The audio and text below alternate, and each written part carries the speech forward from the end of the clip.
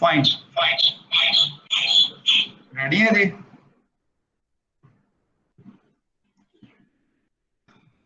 जी sir, ready है sir. चलें, thank you. बिस्मिल्लाहिर्रहमानिर्रहीम। अच्छा, हम अब आज डिस्कशन ये कर रहे हैं जनरल लेजर, सही है? ये मैं आपकी आसानी के लिए यहाँ पे लिख रहा हूँ, आप लोग भी ऐसे ही लिखते रहिएगा। जनरल लेजर का मकसद ये है कि जी, जनरल लेजर का पर्पस हमारे लिए बिल्कुल क्लियर है कि हम इससे फाइनेंशियल स्टेटमेंट्स बनाते हैं, ठीक है? फाइनेंशियल स्टेटमेंट्स जनरल लेजर्स के अंदर सर कोई काइंडली भी आप फॉन्ट साइज बढ़ा लेंगे प्लीज। फॉन्ट साइज बढ़ा लेता हूँ। Is this okay? Yes sir, thank you. Font size बढ़ गया है? जी सर ठीक है। जी सर ठीक है। चलिए, मैं अच्छा जी, मैं अर्ज कर रहा था कि जनरल लेजर जो है वो एसएपी के अंदर उसकी सिग्निफिकेंस ये है कि इसके जरिए हमने फाइनेंशियल स्टेटमेंट्स बनाने हैं।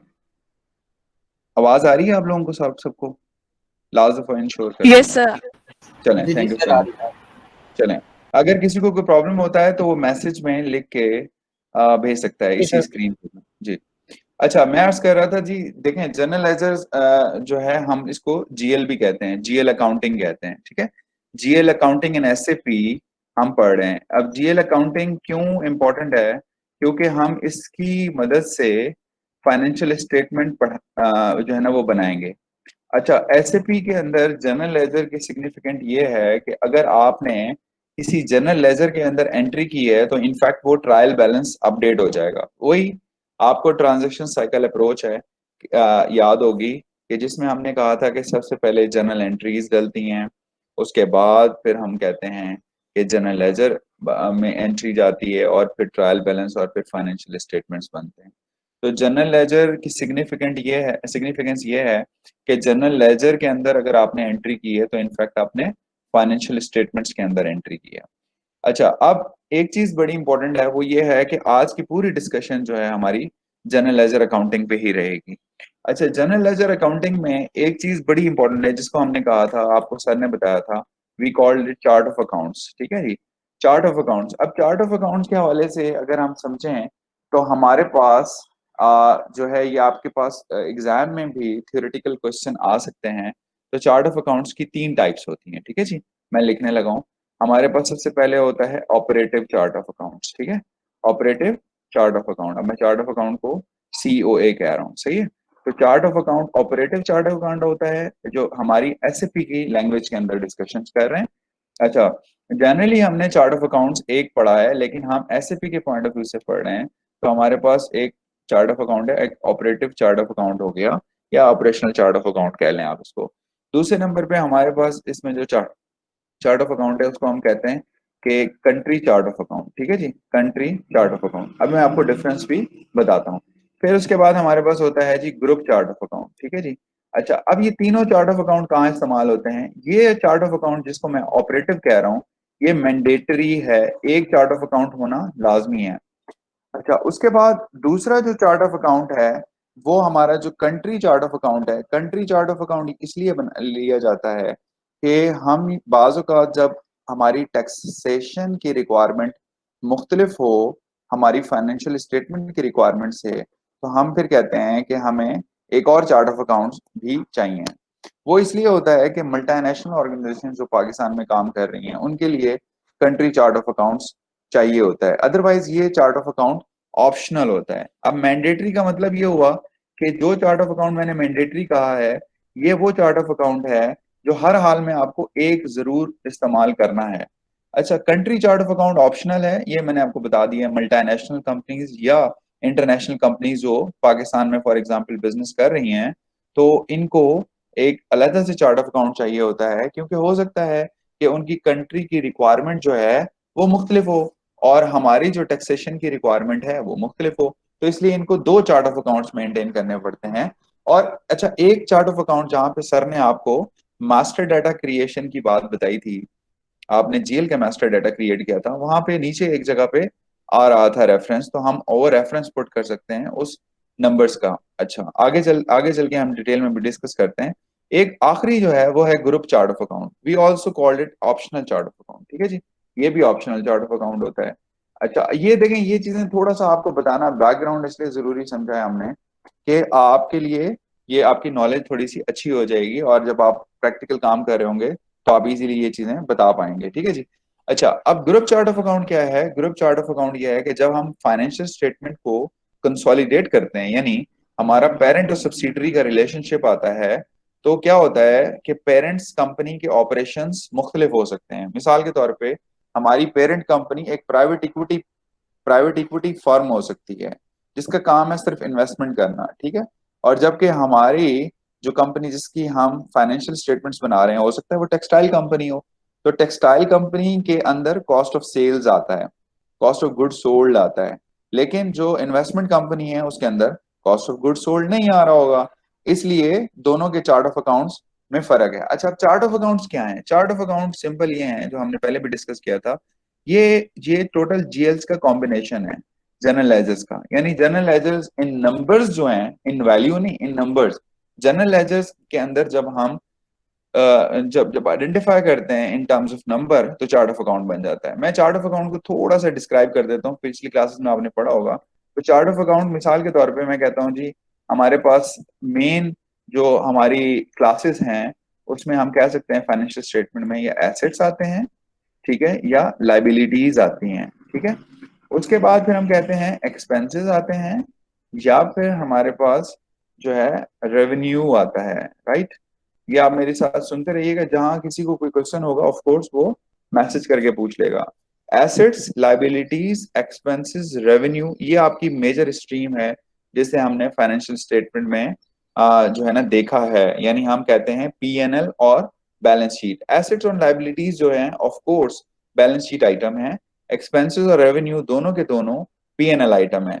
तो एक्सपेंसेस और रेवेन्यू को अगर हम पीएनएल आइटम कहते हैं और एसेट्स एंड लाइबिलिटीज को हम बैलेंस शीट आइटम कहते हैं, तो हम ये भी जानते हैं कि इनकी इंफॉर्मेशन जो है वो डिस्क्रीट फाइनेंशियल स्टेटमेंट में जाएगी, यानी कि बैलेंस शीट के अंदर बैलेंस शीट की इंफॉर्मेशन जाएगी और पीएनएल के अंदर पीएनएल की इंफॉर्मेशन जाएगी, ठीक है जी।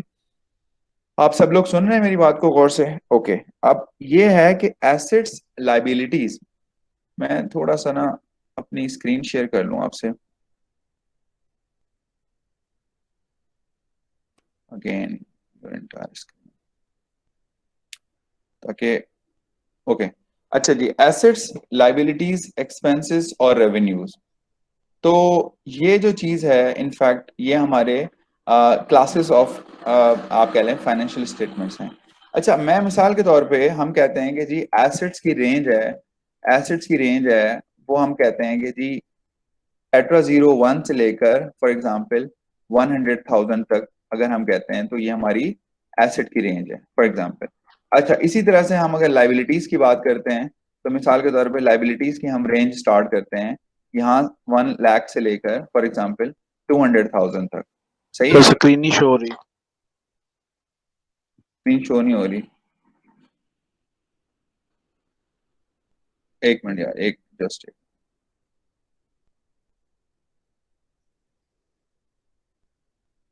ओके, अब हो रही है जी? No sir. No sir. अच्छा, बंद हो गई। हो जाएगी हो जाएगी हो जाएगी हो जाएगी, अब हो रही है। अच्छा सर अच्छा, चलें, लाइबिलिटीज की फॉर एग्जांपल रेंज है 100,001 से लेकर 200,000 तक, ये एक हमने इसको नंबर असाइन किया है, आर्बिट्रेरी हमारा एक नंबर है फॉर एग्जांपल, ठीक है जी। अच्छा, इसी तरीके से एक्सपेंसेस की रेंज फॉर एग्जांपल हम कहते हैं कि जी ये 300,000 से लेकर फॉर एग्जांपल 300,000 से 400 कर लेते हैं, 400,000 तक हमारी ये रेंज है। फिर हम कहते हैं कि जी रेवेन्यू की रेंज है फॉर एग्जांपल 4,001 से लेकर फॉर एग्जांपल 500,000 तक। ये जो हमने रेंजेस दी हैं इनफैक्ट ये बता रही हैं कि जब भी हम अकाउंटिंग एंट्री करेंगे, जो आपको सर ने उस दिन एक मास्टर डेटा जीएल का क्रिएट करवाया था FS00 में, वो एक पर्टिकुलर आपको जीएल का नंबर आपने असाइन किया था, ये वही जीएल के नंबर्स हैं। इसका मतलब ये हुआ कि अगर मैंने एसेट का जीएल क्रिएट करना है तो फिर मैं क्या करूंगा, 1 से लेकर 100,000 के दरमियान में कोई भी जीएल सिलेक्ट करूंगा, और अगर मैंने लाइबिलिटीज का जीएल क्रिएट करना है तो मैं फिर 100,001 से लेकर 200,000 के दरमियान में कोई भी जीएल का नंबर सिलेक्ट करके उसमें लाइबिलिटीज का जीएल क्रिएट करूंगा। मिसाल के तौर पे मैं अगर लैंड का जीएल क्रिएट करना चाहता हूं तो मेरे पास सबसे पहला वैकेंट नंबर है लैंड का, और मैं अगर इस एग्जांपल ले लूं तो मैं फिर ये कहता हूं कि मैं 01 से लैंड का जीएल क्रिएट कर सकता हूं। अगर मैं फॉर एग्जांपल बिल्डिंग का जीएल क्रिएट करना चाहता हूं, फॉर एग्जांपल मेरा डिफरेंट एसेट है और बिल्डिंग का अगर मैं जीएल क्रिएट करना चाहता हूं और मैंने उसका नंबर ये दे दिया है तो this is fine enough.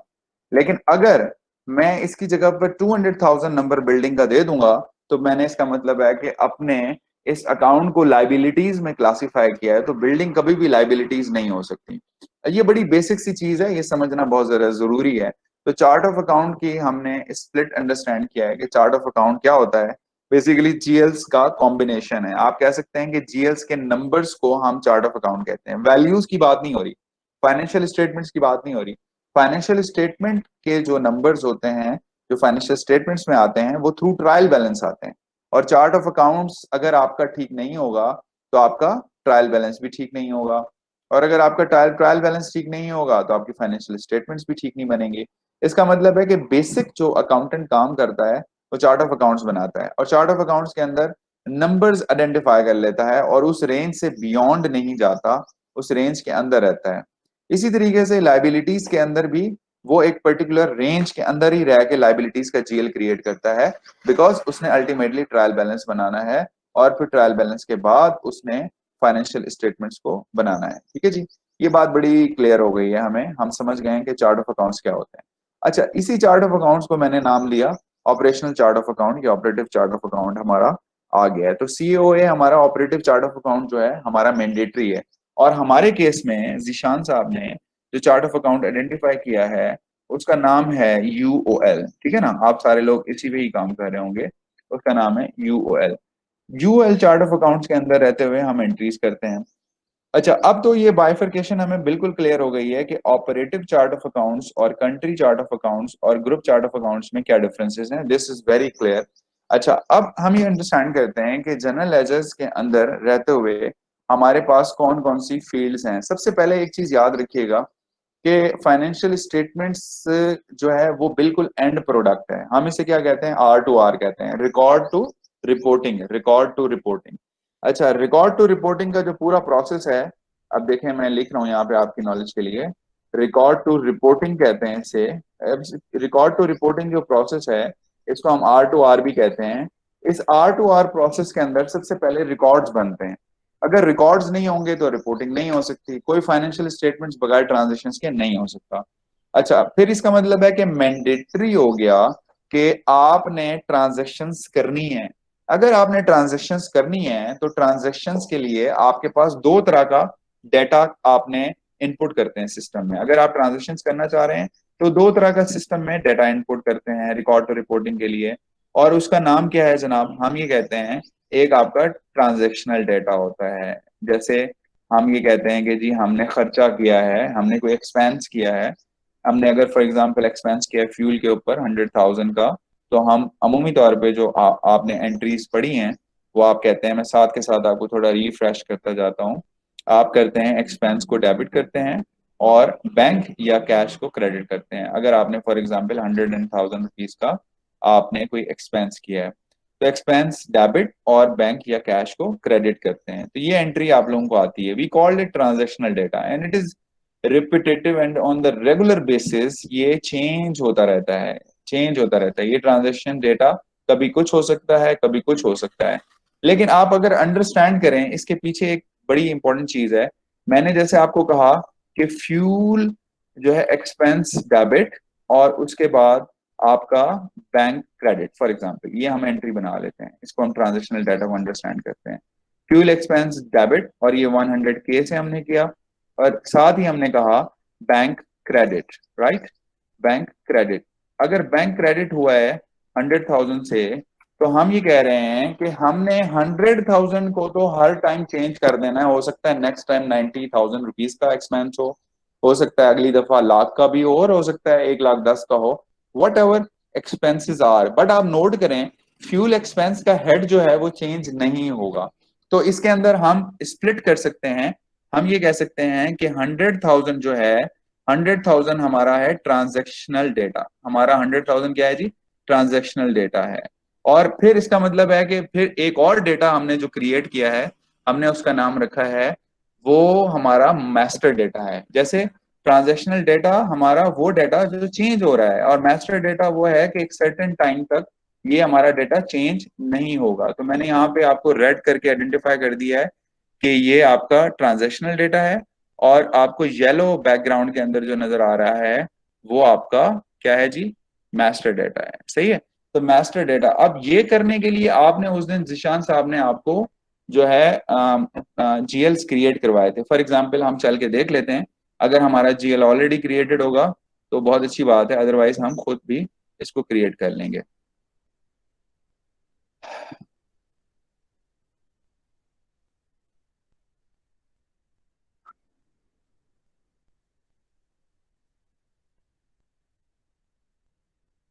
Okay.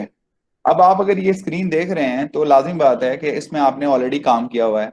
The university of Lahore या यूएल का कंपनी कोड यहाँ पे क्रिएटेड है फॉर एग्जांपल। और हम ये कह रहे हैं कि इसके अंदर हमारे पास डिफरेंट टाइप्स ऑफ जो है अकाउंट ग्रुप्स हैं।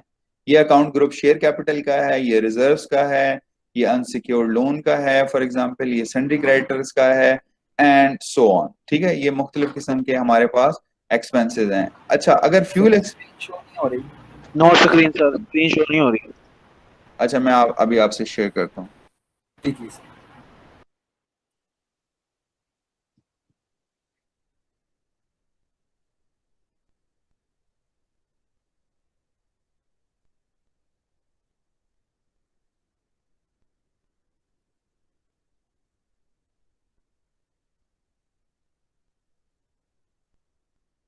नोट्स ओके, आप देख रहे हैं सारे? Yes sir, yes. चलें, thank Yes, you sir. So much.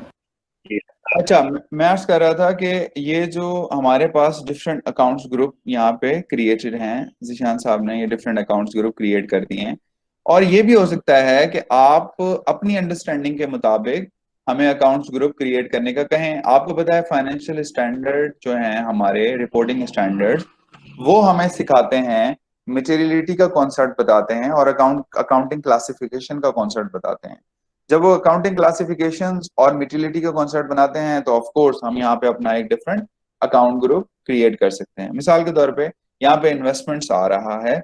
अगर आप चाह रहे हैं कि आप कहते हैं कि नहीं, हम तो एक इन्वेस्टमेंट स्ट्रेटेजिक को अलग करना चाह रहे हैं और नॉर्मल इन्वेस्टमेंट्स को, बिजनेस के जो हमारी इन्वेस्टमेंट्स हैं फाइनेंशियल्स, उनको हम अलग करना चाह रहे हैं जो फाइनेंशियल इंस्टीट्यूशंस के अंदर हैं, तो आप यहाँ पे इन्वेस्टमेंट्स इन फाइनेंशियल इंस्टीट्यूशंस और इन्वेस्टमेंट इन अदर बिजनेसेस आप यहाँ पे अकाउंटिंग ग्रुप क्रिएट कर सकते हैं। अच्छा जी, एडमिनिस्ट्रेशन एक्सपेंसेस में जाके देखते हैं तो हमारे पास फ्यूल एक्सपेंस आ रहा है। फॉर एग्जांपल आपने यहाँ पे इसका जो जीएल क्रिएट किया है वो उसका नंबर है 400 और 3001। अच्छा, अब आपको नजर आ रही है वर्ड की फाइल? No sir. अच्छा, अब नजर आएगी।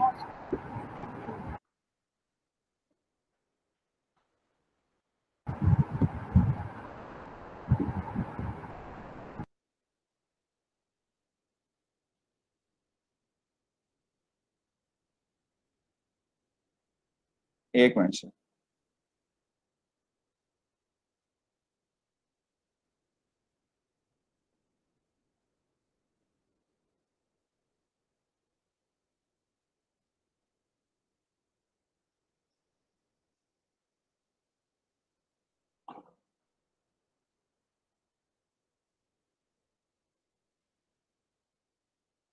अच्छा जी, अब मैं आपको वर्ड की फाइल पे दोबारा लेकर आता हूँ, काइंडली आप देखिएगा। अच्छा, इस फाइल के अंदर हम डिस्कस कर रहे थे, एक हमारा मास्टर डेटा है और एक हमारा ट्रांजैक्शनल डाटा है।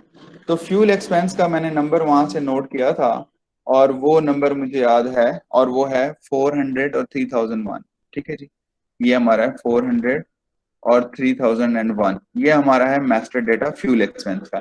इसी तरह से मैं बैंक का डेटा जो है वो भी उसी तरह से ढूंढ के फोल्डर्स में से निकाल लूंगा। ठीक है जी। और मुझे फॉर एग्जांपल एक बैंक अकाउंट नंबर जो है वो उसका मास्टर डेटा नजर आया, मैंने अपना खुद क्रिएट किया HSBC का फॉर एग्जांपल, ये मैंने एक जीएल का नंबर डाल दिया। आप अगर नोट करें तो यहाँ पे ट्रांजैक्शनल डेटा और मास्टर डेटा आपको बिल्कुल क्लियर नजर आ चुका है। आपका मास्टर डेटा इनफैक्ट वो डेटा है जो आपका जो है आपने एक टाइम वन टाइम क्रिएट किया और this is what we called permanent data. और ट्रांजैक्शनल डेटा वो डेटा जो आपका जो है बार बार चेंज होता है। ठीक है जी, ये डिफरेंस बिल्कुल क्लियर हो चुका है। अच्छा, अब हम अंडरस्टैंड करते हैं और हम डिस्कस करते हैं कि हमारी जो जीएल्स हैं उसके ऊपर हम काम करते हैं।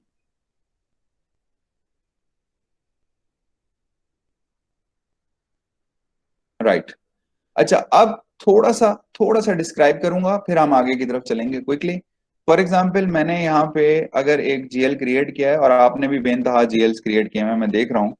तो मिसाल के तौर पे मैंने अगर एक जीएल क्रिएट किया था और उसका नंबर है HSBC का है फॉर एग्जांपल 207,102, तो मैं एक और क्रिएट करता हूँ, आप देखें। अच्छा, यहाँ पे कुछ बच्चों ने जो है आप स्क्रीन पे देख रहे हैं 101 102, फिर उसके बाद आपने खाली छोड़ दिया है। तो आप बीइंग एन अकाउंट्स मैनेजर कोशिश करेंगे कि आप रेंज को सिक्वेंशियल यूज करें, यानी सिक्वेंशियल नंबर असाइन करें। तो मुझे क्या चाहिए, अब मैं अगर अकाउंट्स मैनेजर हूं तो मैं क्या करूंगा, मैं एक और जीएल क्रिएट करूंगा और उस जीएल को मैं 103 दूंगा। अच्छा, मेरे पास ऑप्शन ये है कि मैं यहाँ पे न्यू का बटन दबा दूं, क्रिएट का बटन दबा दूं, या फिर मैं इसको कॉपी कर सकता हूँ। कॉपी करने का फायदा ये होता है कि तमाम एट्रीब्यूट्स जो पहले मैंने डिफाइन किए हैं वो मेरे पॉपुलेट हो जाते हैं, बस मुझे उसमें से अपनी मतलब की चेंजेस करनी है और मेरा काम ओके हो जाता है। फॉर एग्जाम्पल मैं इसको कॉपी करता हूँ, वो पूछ रहा है आप कॉपी किस नंबर से किस नंबर की तरफ कर रहे हैं, तो मैंने इसको नया नंबर दे दिया फॉर एग्जाम्पल 103, तो मैंने 207,103। तो सबसे पहले तो मैं ये देखूंगा कि मैंने इसको किस अकाउंट्स में क्लासिफाई करना है अकाउंट ग्रुप के अंदर। तो यहाँ पे तो बिल्कुल क्लियर है, लेकिन फॉर एग्जाम्पल अगर ये न्यू होता तो मुझे फिर यहाँ पे असाइन करना पड़ता। तो बैंक अकाउंट्स में मैंने इसको क्रिएट किया। ये पीएनएल का आइटम नहीं है, ये बैलेंस शीट का आइटम है। तो बैंक बैलेंसेस हमेशा बैलेंस शीट का आइटम होते हैं, क्योंकि मुझे खुद नेचर पता है, मुझसे बेहतर अकाउंटेंट कोई नहीं है। फॉर एग्जाम्पल मैं कहता हूँ कि जी मुझे पता है नेचर ऑफ एक्सपेंसेस की, ये जो बच्चों वाली चीज है हमने ऑलरेडी पढ़ी हुई है कि बैंक अकाउंट्स क्या एक्सपेंस हो सकते हैं या वो एसेट्स हो सकते हैं। तो पहली बात यह है कि बैंक अकाउंट्स एसेट्स होंगे, अगर वो एसेट्स होंगे तो वो किस में आएंगे, बैलेंस शीट अकाउंट के अंदर आएंगे। मिसाल के तौर पे शॉर्ट टैक्स में मैं देता हूँ, मैं कहता हूँ HSBC फॉर एग्जाम्पल दुबई, हाँ, या फिर मैं इसका नाम फॉर एग्जाम्पल यहीं पे ही रखता हूँ। हम ये कहते हैं कि पाकिस्तानी बैंक में हम कहते हैं HBL, और हम कहते हैं वो हमारा जो है वो गुजरात का अकाउंट है। फॉर एग्जाम्पल हमारा एक कैंपस अगर गुजरात में है, या अगर हमारा कैंपस जो है किसी भी शहर में है, तो उससे रिलेटेड हम यहाँ पे अपनी डिस्क्रिप्शन दे सकते हैं फॉर डिटेल अंडरस्टैंडिंग। और लॉन्ग टेक्स्ट के अंदर कोशिश करनी चाहिए कि उसी को ही रिप्रोड्यूस करना चाहिए। बट अगर आप समझते हैं कि आपको ज्यादा डिटेल देनी है सो दैट कि अगर आप फ्यूचर में देखें तो आपको याद रहे। अच्छा, आइडियली क्या है कि जो शॉर्ट टेक्स्ट होता है वो हमेशा लेफ्ट विंडो के ऊपर अपीयर होता है इस साइड पे, और जो लॉन्ग टेक्स्ट होता है वो आपको जीएल को जो है देखना पड़ेगा डिटेल में जाके, वहां से आपको नजर आएगा। फॉर एग्जाम्पल मेरे अकाउंट का नंबर है, यहाँ पे डिफरेंट अकाउंट नंबर्स हो सकते हैं। मैंने यहाँ पे अभी आपको बिल्कुल बेसिक बैंक अकाउंट का जीएल क्रिएट करना सिखा रहे हैं। हम अभी इनकमिंग एंड आउटगोइंग अकाउंट की डिस्कशन नहीं कर रहे, वो हम लेटर स्टेज में जब आपसे बैंक अकाउंटिंग डिस्कस करेंगे वहां पे हम इंशाल्लाह इसको कवर करेंगे कि incoming account and outgoing account और मेन अकाउंट में क्या डिफरेंसेस हैं। अच्छा, लेकिन हम यहाँ पे सिंपल रख रहे हैं कि हमारा HBL का अकाउंट है और उसका नंबर ये है। ठीक है जी, या मैंने अपने एक आर्बिट्रेरी नंबर दे दिया फॉर एग्जाम्पल। अगर तो जब मैं अकाउंट खुलाऊंगा तो मेरा अपना एक पर्टिकुलर नंबर होगा। अच्छा, इसके बाद मैं कंट्रोल डेटा में आता हूँ। तो कंट्रोल डेटा में मेरे पास ऑप्शंस हैं अकाउंट करेंसी। ये क्या चीज है जी, अकाउंट करेंसी का मतलब ये है कि आपने जो जीएल खोला है, जो ओपन किया है, उस जीएल की एक्चुअली करेंसी क्या होगी। अगर तो मैंने यूनाइटेड स्टेट डॉलर्स खोले हैं तो मैं यहाँ पे यूनाइटेड स्टेट USD डालूंगा। अच्छा, और अगर मैंने यहाँ पे चाइनीज अकाउंट चाइना का रेनमिनी भी खोली है जिसे हम कहते हैं यान, तो फिर मैं यहाँ पे वो डालूंगा। फॉर एग्जाम्पल मैंने यहाँ पे PKR डाला है, लेकिन आप देखेंगे तो यहाँ पे आपको पूरी दुनिया के अंदर जितने ममालिक हैं बड़े बड़े, ऑलमोस्ट सारे ममालिक की जो है ना तकरीबन 214 एंट्रीज आपको यहाँ पे शायद नजर आएंगी, या इतनी होंगी, 178 एंट्रीज नजर आ रही हैं, 178। तो 178 करेंसीज यूज हो रही हैं। तो 178 करेंसी डिनोमिनेशन, जैसे पाकिस्तान की PKR है, इट्स अ बिग कंट्री, लेकिन जैसे अगर आप देखें US, तो वहां पे USD आ रहा होगा। और बास करेंसीज कॉमन भी यूज की जा सकती हैं। जैसे आपको पता है कि जिम्बाब्वे के अंदर जो है उसकी अपनी कोई करेंसी नहीं है, अब US डॉलर यूज हो रहा था पीछे काफी अर्से से। अच्छा, अब इसी तरह से हमने कहा कि ओनली बैलेंसेस इन लोकल करेंसी, तो हम कहते हैं ओनली बैलेंसेस इन लोकल करेंसी ये उस वक्त यूज किया जाता है जब आप हमेशा चाहते हैं कि इस अकाउंट के अंदर जब भी एंट्री हो वो सिर्फ लोकल करेंसीज में हो। बाज़ औक़ात ऐसा होता है कि ट्रांजेक्शन आपने यूनाइटेड स्टेट में की होती है डॉलर्स में, और आप चाह रहे होते हैं नहीं, मेरी ट्रांजेक्शन हमेशा PKR के अंदर रिफ्लेक्ट होनी चाहिए, तो you write here as a PKR। अच्छा, अब आगे आ जाता है एक्सचेंज रेट डिफरेंस की, ये हम आपको बाद में बताएंगे जब थोड़ा सा वैल्यूएशन डिस्कस करेंगे। थोड़ा सा क्विकली भी हमने डिस्कस करना है ताकि हमारा टाइम बच जाए। अच्छा, अब हम डिस्कस करते हैं ये क्या है, reconciliation account for account type. तो जनाब जनरल लेजर जो हैं उनकी एक से ज्यादा टाइप होती हैं। मैं दोबारा आपको उस स्क्रीन के ऊपर लेकर आऊंगा जो मेरी वर्ड की डॉक्यूमेंट की स्क्रीन है, ताकि आप वो देखिएगा। मैं वहां पे कुछ काम करने लगा हूं। अब ये आपने नोट करना है। तो हमारे पास जनरल लेजर जो हैं वो एक से ज्यादा किस्म के होते हैं, ठीक है जी। जनरल लेजर की टाइप क्या होती है, एक से ज्यादा किस्म की होती है। अभी मैं आपके आसानी की खातिर सिर्फ दो टाइप्स बता रहा हूँ। कौन सी जी? फॉर एग्जाम्पल हम इसे कहते हैं नॉर्मल जनरल लेजर, और उसके बाद हम इसे कहते हैं, दूसरे को कहते हैं रिकंसिलिएशन का जनरल लेजर। ठीक है जी, रिकंसिलिएशन का जनरल लेजर। अच्छा, अब नॉर्मल लेजर में और रिकंसिलिएशन लेजर में एक छोटा सा डिफरेंस है जो अभी हम डिस्कस कर लेते हैं। लेटर स्टेज पे जब आपको अकाउंट्स पेबल और अकाउंट रिसीवर्स पढ़ाया जाएगा तो उसमें आपको बहुत ज्यादा क्लैरिटी आएगी कि रिकंसिलिएशन का GL क्या होता है। रिकंसिलिएशन का GL फिलहाल मैं आपको बताने के लिए बता देता हूं कि रिकंसिलिएशन का GL ऐसा GL है जिसके अंदर आप डायरेक्ट एंट्री नहीं कर रहे। यानी आप अभी जो हमने एंट्री ऊपर देखी है, फ्यूल एक्सपेंस टू बैंक, इसमें हम डायरेक्ट एंट्री कर रहे हैं। हम 100,000 से फ्यूल एक्सपेंस को डेबिट कर रहे हैं और बैंक को 100,000 से क्रेडिट कर रहे हैं। अच्छा, अगर इसकी जगह के ऊपर मैंने उधार पे जो है फ्यूल एक्सपेंस लिया होता, मैंने क्रेडिट पे लिया होता, तो मैं यहाँ पे बैंक की जगह पे वेंडर सेलेक्ट कर रहा होता। आज जब मैं वेंडर सेलेक्ट कर रहा होता तो मैं, इसका मतलब यह है कि वेंडर के GL में नहीं डाल रहा है अमाउंट, उसके सब लेजर, यानी हम ये कह रहे हैं कि अकाउंट्स पेबल, अकाउंट रिसीवेबल्स, ये जो दो चीजें हैं ये GL से फर्क है। GL क्या होता है, हमने जो फाइनेंशियल स्टेटमेंट्स में एंट्री डालनी है। अच्छा, अकाउंट्स पेबल और अकाउंट रिसीवेबल्स क्या होते हैं, ये सब लेजर्स टू GL होते हैं। इसका मतलब ये हुआ कि वेंडर्स में जो आप एंट्री डालेंगे वो वेंडर के इंडिविजुअल लेजर्स में, यानी सब लेजर्स में एंट्रीज जाएंगी, और वो फिर कंसोलिडेट होके जो है, कंसोलिडेट होके एक लेजर में जाएंगी, और उसको हम कहते हैं रिकंसिलिएशन GL। इसका मतलब ये हुआ कि रिकंसिलिएशन GL जो है वो मैनी अदर सब लेजर्स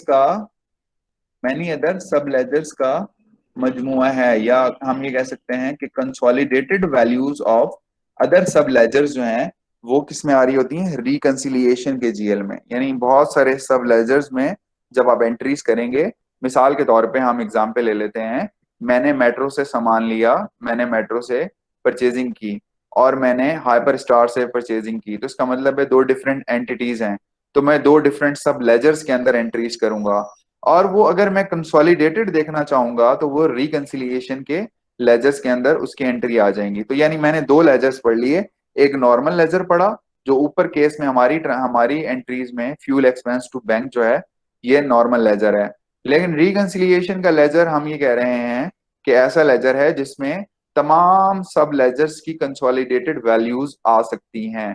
इसका मतलब है कि फिर रिकंसिलिएशन के भी अंदर ग्रुप हो सकते हैं, लेकिन फॉर द टाइम बीइंग हम ये समझते हैं कि नॉर्मल लेजर और रिकंसिलिएशन में फर्क यह है कि नॉर्मल लेजर ऐसा लेजर है जिसमें आप डायरेक्ट एंट्री करेंगे, और रिकंसिलिएशन ऐसा लेजर है जिसमें आप एंट्री थ्रू सब लेजर कर रहे होंगे और इनडायरेक्ट एंट्री पोस्ट हो रही होगी। क्लियर है? अच्छा, अब हम आगे डिस्कस करते हैं। हम आके एसएपी पे हम उस विंडो को देखते हैं। ठीक है जी। सर वो रिकंसिडरेशन जरा दोबारा बता दें, उसकी एग्जांपल भी जरा टाइप कर दें। ठीक है जी, अभी कर देते हैं जनाब। अच्छा, मैं अर्ज कर रहा था कि एग्जाम्पल आपने एक बड़ी अच्छी सी, मैंने आपको मोटी सी एग्जाम्पल ली है। मोटी सी एग्जाम्पल आपने याद रखनी है। ठीक है। और मोटी सी एग्जाम्पल क्या है जी? मैंने आपको कहा है कि आपने फॉर एग्जाम्पल ऑयल परचेज किया है। ऑयल जो है ना, वो आपने अपनी गाड़ी के लिए परचेज किया है। गाड़ी के लिए जो ऑयल परचेज किया है वो आपने फॉर एग्जाम्पल, मैं यहाँ लिख देता हूँ, 5,000 रुपीज का अगर आपने परचेज किया है, तो आप एंट्री कर रहे हैं मेट्रो से आपने परचेज किया। मेट्रो आपको क्रेडिट में दे देता है फॉर एग्जाम्पल। तो आपने लिखा कि ऑयल मेरा 5,000 रुपए का एक्सपेंस डेबिट, और मेट्रो मेरा, मेट्रो का जो है इनफैक्ट मैंने उसको पैसे देने हैं और ये मेरा वेंडर है। तो मेट्रो का एक सब लेजर होगा। ठीक है, मेट्रो का सब लेजर होगा। अब फाइनेंशियल स्टेटमेंट के अंदर अगर आपने कभी देखे हो तो आप नोट कीजिएगा कि वहां पे वेंडर्स के नाम नहीं आ रहे होते। वहां पे सिर्फ ये लिखा होता है अकाउंट्स पेएबल। अच्छा, इसका मतलब है कि कंसोलिडेटेड वैल्यू आ रही होती है। एक और एंट्री करते हैं। फॉर एग्जांपल आपने लिखा ऑयल, और ये आपने लिया कार के लिए, एक और कार के लिए लिया है, और ये आपको मिला 7,000 रुपीज का। और ये आपने फॉर एग्जांपल लिया हाइपर स्टार से। इसका मतलब है कि, या इसे हम काफोर कह लें, नया नाम इसका है, तो हम कहते हैं कि जी हाइपर स्टार ने हमें ये 7,000 रुपए का ऑयल दिया है। तो इनफैक्ट जो कंसोलिडेटेड एंट्री होगी, इन दोनों में से सब लेजर्स कौन से हैं? मेट्रो और hyper star. Whereas oil जो है, ये ऑयल कार का जो है, ये दोनों जो हैं वो आपके एक्सपेंस के जीएल होंगे। मिसाल के तौर पे इसको हम कहते हैं कि इसका जीएल का नंबर है 4, जो ऊपर लिखा हुआ है, हमने इसी के अंदर इसकी एंट्री डाल दी है, तो नीचे भी इसकी यही नंबर रहेगा।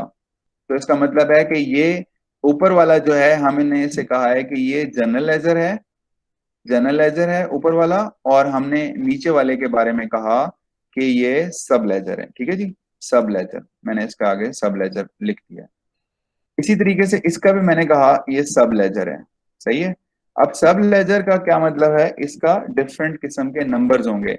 जैसे आपने ऑयल एक्सपेंस को एक नंबर दिया है 400, 3001, इसी तरह से मेट्रो और हाइपर स्टार को भी आप एक नंबर दे रहे हैं।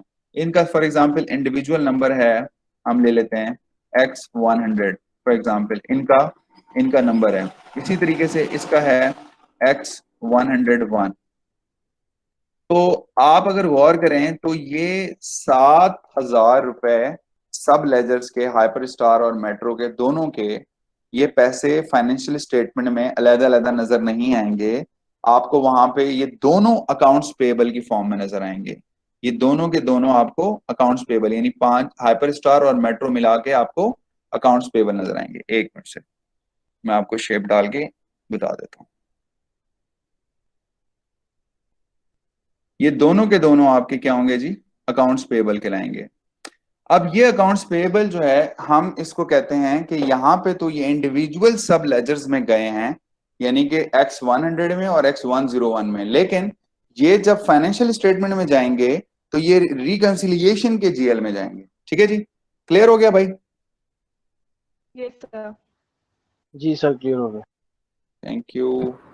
एक तो माशाल्लाह आप लोग समझ बहुत जल्दी जाते हैं, ये बहुत अच्छा लगता है मुझे। अच्छा जी। ठीक है, अब मैं जरा एसएपी पर आता हूँ।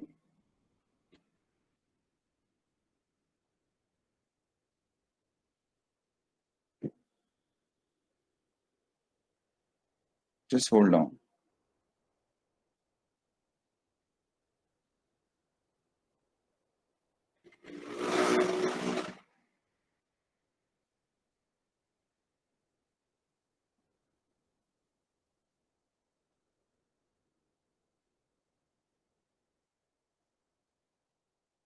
हेलो।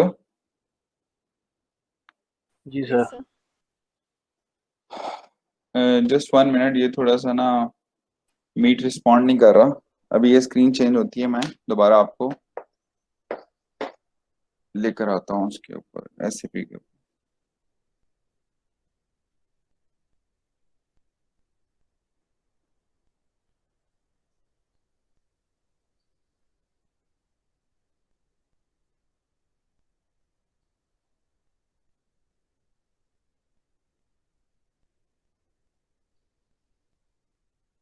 अच्छा, एससीपी का स्टैंड्स फॉर, तो यार बेटा ये गूगल करके भी देख लोगे इजीली, तुम्हें समझ आ जाएगा।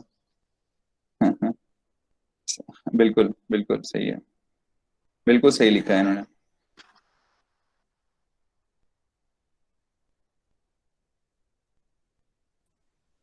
Excuse me sir. जी सर मैं पूछना चाह रहा था, जैसे अभी आपने पहले बताया था कि अकाउंट करेंसी जो सैप के अंदर है वो उस वक्त आपने पीकेआर सेट की हुई थी या यूएसडी आप सेट करते हैं। तो जी सर जी। अगर हम चाहते हैं कि हमारा अकाउंट यूएसडी में हो लेकिन हमें जो रिफ्लेक्ट करके वैल्यू है वो पीकेआर में है, तो ऐसा पॉसिबल है? नहीं, देखिए मेरी बात सुने, ये तो आप याद रखिएगा कि जब आपने कंपनी कोड क्रिएट किया है, जो कि जिशान साहब ने आपको बेसिक बताया था, वो आपने जिस करेंसी में क्रिएट किया है वो करेंसी आपकी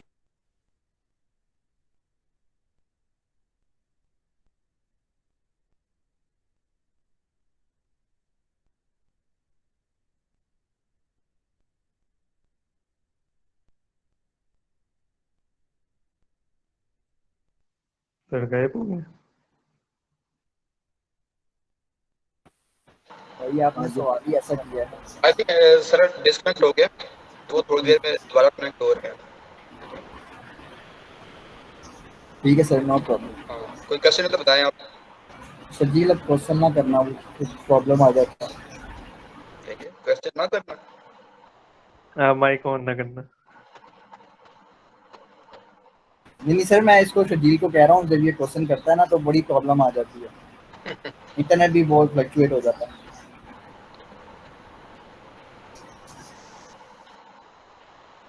सर वो काइंडली वीडियो इसका कर दिया, वीडियोस। इंशाल्लाह कहता हूँ अली फाइल से ना। अच्छा सर, मैंने करता है, मुझे कहता हूँ वो ठीक करते हैं इसको ना सर, ताकि इस भी कमरे की सर अगर वो एडिट करके, एक मिनट सिर्फ एक मिनट सर, अगर वो एडिट करके वीडियोस अपलोड कर रहे हैं यूट्यूब में, तो उनसे क्या है वहाँ से उनकी रेजोल्यूशन जो है वो 720 करके अपलोड करें। ठीक है, ठीक है, चलो ठीक है सर, आगे सर कंटिन्यू करते हैं। ठीक है। और सर अगर सेम डे वीडियो अपलोड हो जाए तो हमारे लिए ज्यादा फायदेमंद होगी, क्योंकि फिर वो अगर लेक्चर से एक आध दिन पहले होती तो फिर इश्यू होता है रिवाइज करने। ठीक है, मैंने अली फाइल से कहा तो आज को कर देंगे। ठीक है। चलें, बिस्मिल्लाहिर्रहमानिर्रहीम। भाई बात ये हम डिस्कस कर रहे थे, क्वेश्चन ये आया था कि हमारे जो है ना करेंसी क्या रहेगी जब हम एंट्री करेंगे। तो देखें, जब हमने कंपनी कोड सेट किया है तो अगर हमने उसकी करेंसी आइडेंटिफाई कर ली है पीकेआर, तो हमारी ये प्रेजेंटेशन करेंसी है। ठीक है, एक हमारा अकाउंटिंग स्टैंडर्ड है, ये डिफरेंस बताता है आपकी प्रेजेंटेशन करेंसी और फंक्शनल करेंसी में क्या फर्क है। तो बहरहाल हम यूं समझते हैं कि हमारी पीकेआर में ही रिपोर्टिंग होगी। रिपोर्टिंग किस में होगी?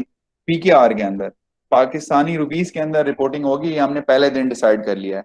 अब हम जो भी वैल्यूज डालेंगे, चाहे वो यूएस डॉलर में डालें या रेनमिनी में डालें या यॉन में या किसी भी रंगेट में डालें, किसी भी उसमें करेंसी में डालेंगे, वो एक्चुअली आपको यहाँ पे वो करेंसी रिफ्लेक्ट होगी और वो उसकी ट्रांसलेशन भी रिफ्लेक्ट हो जाएगी, और अल्टीमेटली हमारे जो फाइनेंशियल स्टेटमेंट है उसके अंदर वो उसकी ट्रांसलेशन का इम्पैक्ट आएगा। ये चीज आपने याद रखनी है।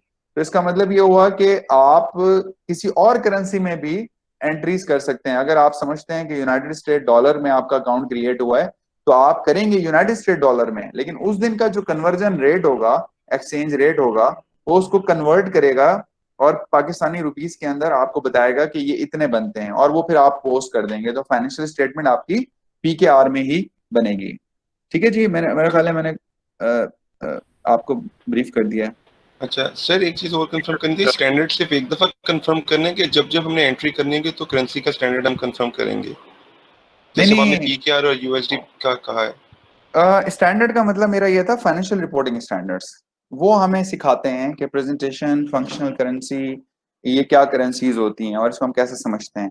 But for your knowledge, it's very simple कि हमारी जो एसएपी है उसके अंदर हमें ये हमारे पास ऑप्शन अवेलेबल है कि हम रोजाना की बेसिस पे एक्सचेंज रेट को मेंटेन कर सकते हैं, और ये भी ऑप्शन है कि हमने जो लास्ट मेंटेन किया है उसी पे उसको वो एवरेज आउट कर रहा हो। अच्छा, हमें वो स्टैंडर्ड सिखाता है कि किन वैल्यूज को आपने क्लोजिंग की, जो क्लोजिंग का रेट होगा यानी कि 30 जून 2000 फॉर एग्जांपल 20 का होगा, 30 जून 2020 का रेट होगा, उस पे आपने ट्रांसलेट करना है। और किसको आपने ट्रांसलेट करना है इनफैक्ट जो है ना एवरेज बैलेंसेस के ऊपर। तो ये हमें स्टैंडर्ड एजुकेट कर देता है। बट फॉर द सिंपलिसिटी मैं आपको ये बता रहा हूँ कि एसएपी के अंदर ये फंक्शनैलिटी अवेलेबल है।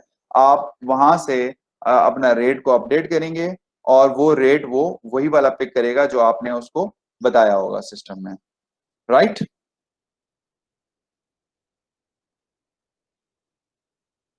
ओके सर, क्लियर है पॉइंट। जी sir, thank you. Thank you.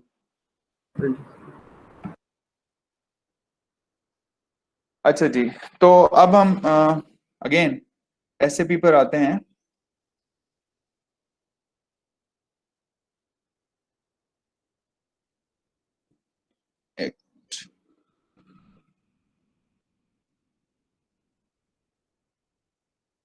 SAP window, yes, this one is your.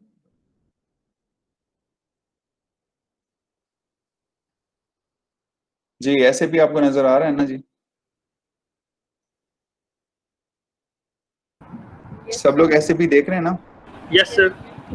अच्छा, काइंडली इस पे नोट की जी, आ रहा है जी सबको नजर? ओके, चलें, थैंक यू। अच्छा जी, देखें, इसमें मैंने आपसे कहा कि ये रिकंसिलिएशन उस वक्त सिलेक्ट होगा जब हम आपके लिए कस्टमर या वेंडर्स की बात कर रहे होंगे, तो इस टाइम के ऊपर ये रिकंसिलिएशन अकाउंट हमने सिलेक्ट नहीं करना। अच्छा, फिर उसके बाद यहाँ पे आप देखें तो आपको बाद में फिर मैं आपको ये भी बताऊंगा कि ऑल्टरनेटिव अकाउंट नंबर का क्या मतलब है, हम लोग डिस्कस करेंगे। ये हमने अभी थोड़ी देर पहले कंट्री चार्ट ऑफ अकाउंट्स को डिस्कस किया था। अच्छा, इसके बाद इन्फ्लेशन की और टॉलरेंस ग्रुप आ रहा है। तो इन्फ्लेशन की क्या है कि अगर आपने इसके ऊपर इन्फ्लेशन का ऑटोमेटिक इम्पैक्ट डालना है तो वो भी यहाँ पे इन्फ्लेशन की डालेंगे और ये सिस्टम उसको इन्फ्लेट कर देगा उन वैल्यूज को जो आप डालते जाएंगे। अच्छा, इन्फ्लेशन सही किधर ये दिस वन, ठीक है जी, ये की डिफाइन करनी पड़ती है और पीछे से इसको साइन करना पड़ता है। अच्छा, उसके बाद आता है टॉलरेंस ग्रुप। अब हम ये क्या सॉरी सर, यहाँ पर कहाँ पे लेफ्ट साइड पे वो चार्ट ऑफ अकाउंट्स खुला हुआ है सर, शो नहीं हो रहा जो आप बोल रहे हैं ना पॉइंट्स, वो शो नहीं हो रहे सर स्क्रीन पे। सर आपकी स्क्रीन फ्रीज हुई है। एक मिनट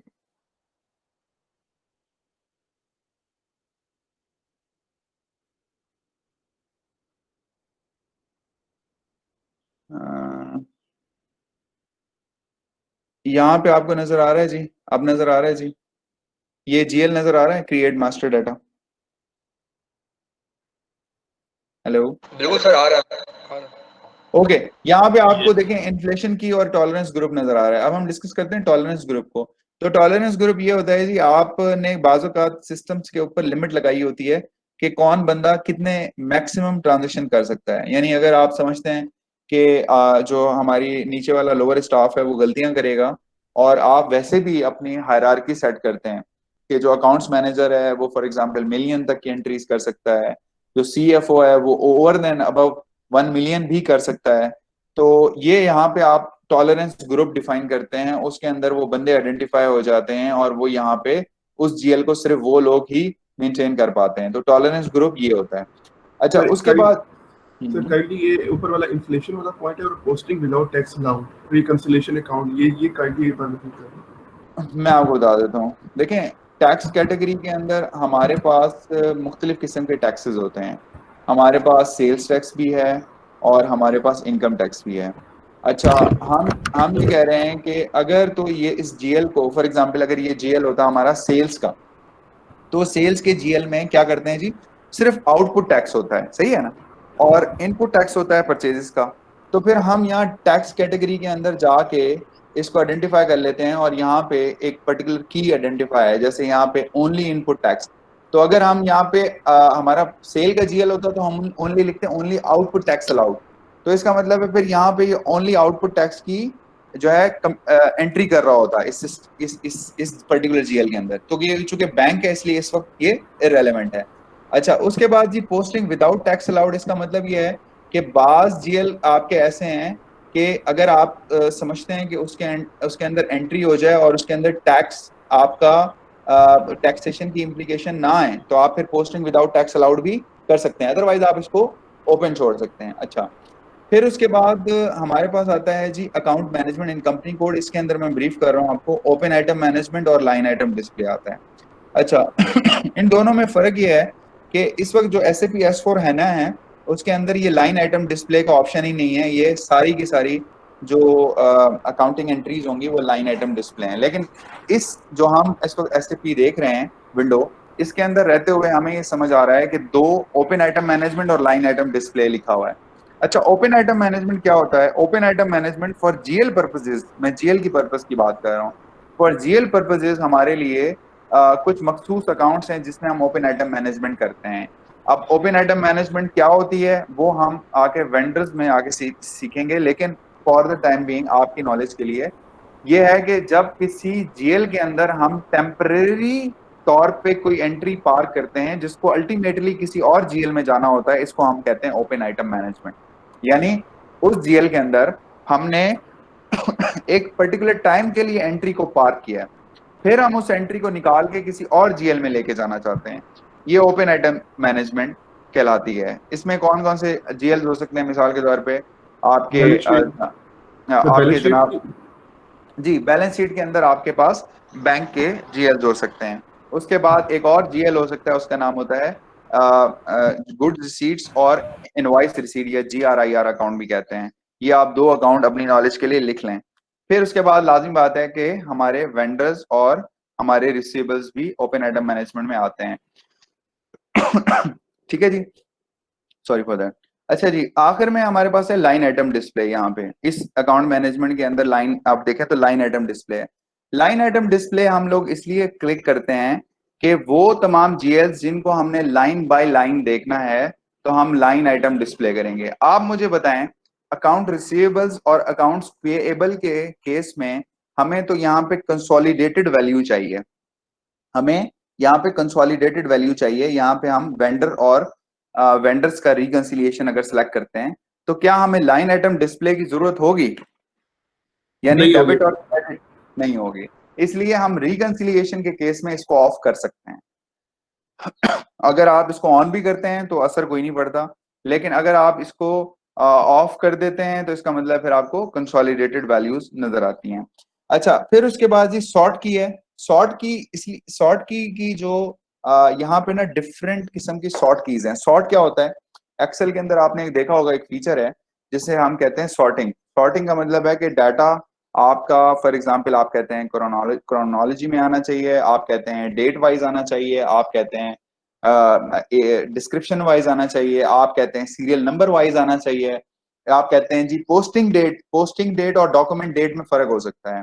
डॉक्यूमेंट डेट वो डेट होती है जिसके ऊपर आपकी इनवॉइस की डेट लिखी होती है, फॉर एग्जांपल वो आपकी डॉक्यूमेंट डेट है। और पोस्टिंग डेट वो है जिस दिन आपने अपने सिस्टम के अंदर पोस्ट करना है। फॉर एग्जांपल अगर डॉक्यूमेंट डेट है 17 जुलाई और आपकी ये जो इनवॉइस है ये रिलेट कर रही है आपकी 30 जून से रिलेटेड, तो पोस्टिंग डेट आपकी 30 जून होगी।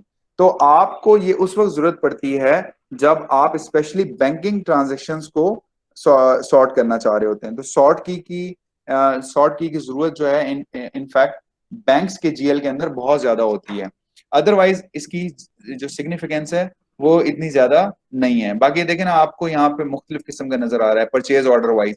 कोई बंदा कहता है कि मुझे परचेज ऑर्डर वाइज आप बताएं, क्योंकि हो सकता है मैंने आज परचेज ऑर्डर किया हो लेकिन उसकी जो इनवॉइस है वो हो सकता है 4 महीने बाद आ रही हो, लेकिन जो अगला कल वाला मैंने परचेज ऑर्डर किया हो और उसकी इनवॉइस हो सकता है 8 महीने बाद आ रही हो। तो सिक्वेंशियल हो भी सकती है, सिक्वेंशियल नहीं हो सकती। तो इसका मतलब है कि सॉर्टिंग आप अपने पैरामीटर्स के मुताबिक कर सकते हैं। सॉर्टिंग सिंपल ये है जैसे आपने खुद जो है किसी डेटा को अरेंज करना है अपने मुताबिक, अपनी आपकी ख्वाहिश के मुताबिक। आप समझते हैं कि मुझे पोस्टिंग डेट वाइज नजर आना चाहिए, पहले जो पहले पोस्टिंग डेट हो वो नजर आए, फिर जो बाद वाली पोस्टिंग डेट है वो बाद में नजर आए तो आप फिर पोस्टिंग डेट का सॉर्ट की लगाएंगे। लेकिन अगर आपको लगता है कि नहीं मुझे डॉक्यूमेंट डेट के हिसाब से यहाँ पे सॉर्ट की लगाना है तो फिर आप डॉक्यूमेंट डेट के हिसाब से लगाएंगे। ठीक है जी, क्लियर है। अब हम आगे चलते हैं, इसको ये दो तीन चीजें हम ऑथराइजेशन ग्रुप और अकाउंटिंग क्लर्क को। अच्छा, ऑथराइजेशन ग्रुप और टॉलरेंस ग्रुप में बेसिक फर्क ये है कि दोनों के दोनों कंट्रोल्स पर्पसेस के लिए यूज होते हैं। टॉलरेंस ग्रुप यूज होता है कि मेरी जो है एक्चुअली मेरे पास मैं कितना एम्पावर हूँ किसी एंट्रीज को करने के लिए, मेरे पास कितनी मैक्सिमम लिमिट है कि मैं उस एंट्री को कर सकता हूँ। We call it we handle it through the tolerance group. लेकिन ऑथराइजेशन ग्रुप के लिए ये होता है कि जी क्या मुझे ऑथराइज भी हूँ मैं इस ट्रांजेक्शन करने। काइंडली माइक्स अपने ऑफ कर दें। अच्छा, ऑथराइजेशन ग्रुप ये है कि क्या मैं इसको ऑथराइज भी हूँ, इस ये पूरा ग्रुप आइडेंटिफाई होता है, हो सकता है इसमें 4 लोग हों, एक बंदा हो, या हो सकता है 10 लोग हों। तो इस जीएल के अंदर कितने लोग एंट्री कर सकते हैं, that we called authorization group. अच्छा, अकाउंटिंग क्लर्क ये है जी कि आपने किस बंदे को आइडेंटिफाई किया हुआ है, एक पर्टिकुलर बंदे को, वो इस जीएल के अंदर एंट्री करेगा। बाकी ये जो नीचे आपको नजर आ रहा है कुछ ये ज्वाइंट वेंचर से रिलेटेड है, अभी यहाँ पे इसकी इंपॉर्टेंस नहीं है, इसको हम छोड़ देते हैं। अच्छा, फिर उसके बाद आते हैं जी। तो ये सबसे टॉप पर वैल्यूएशन ग्रुप लिखा हुआ था, बिल्कुल सर बैक में। हाँ, वैल्यूएशन ग्रुप लिखा हुआ था। वैल्यूएशन ग्रुप के अंदर मैं आपको बता देता हूँ। देखिए, वैल्यूएशन ग्रुप के अंदर ये होता है कि आपने इनफैक्ट डिफरेंट किस्म की वैल्यू आप आइडेंटिफाई कर रहे होते हैं। ये स्पेसिफिक केस होता है इन्वेस्टमेंट का।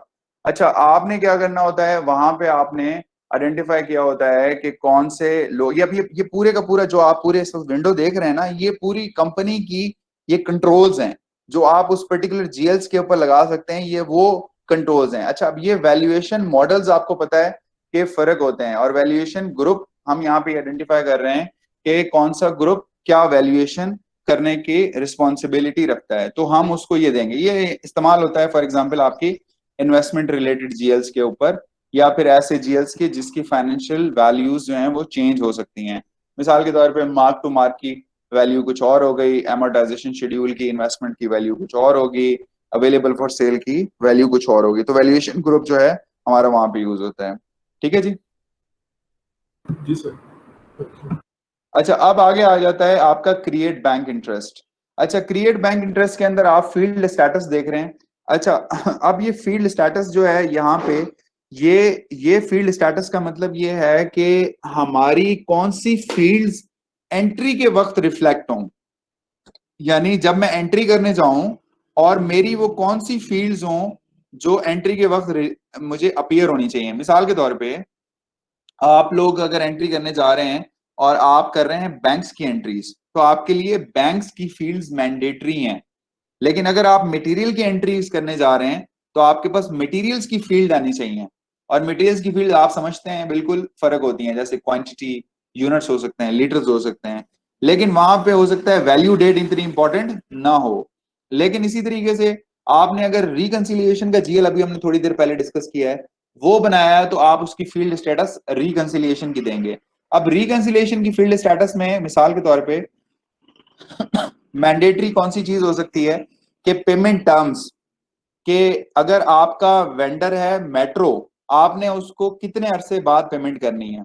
मिसाल के तौर पे वो कह सकता है कि अगर आप 14 दिन में पेमेंट कर देंगे मैं आपको 2% डिस्काउंट दूंगा। वो कह सकता है कि अगर आप मुझे 30 डेज में पेमेंट करेंगे तो मैं आपको 1% डिस्काउंट दूंगा। अगर आप मुझे 1 मंथ के बाद पेमेंट करेंगे तो मैं आपको कोई डिस्काउंट नहीं दूंगा।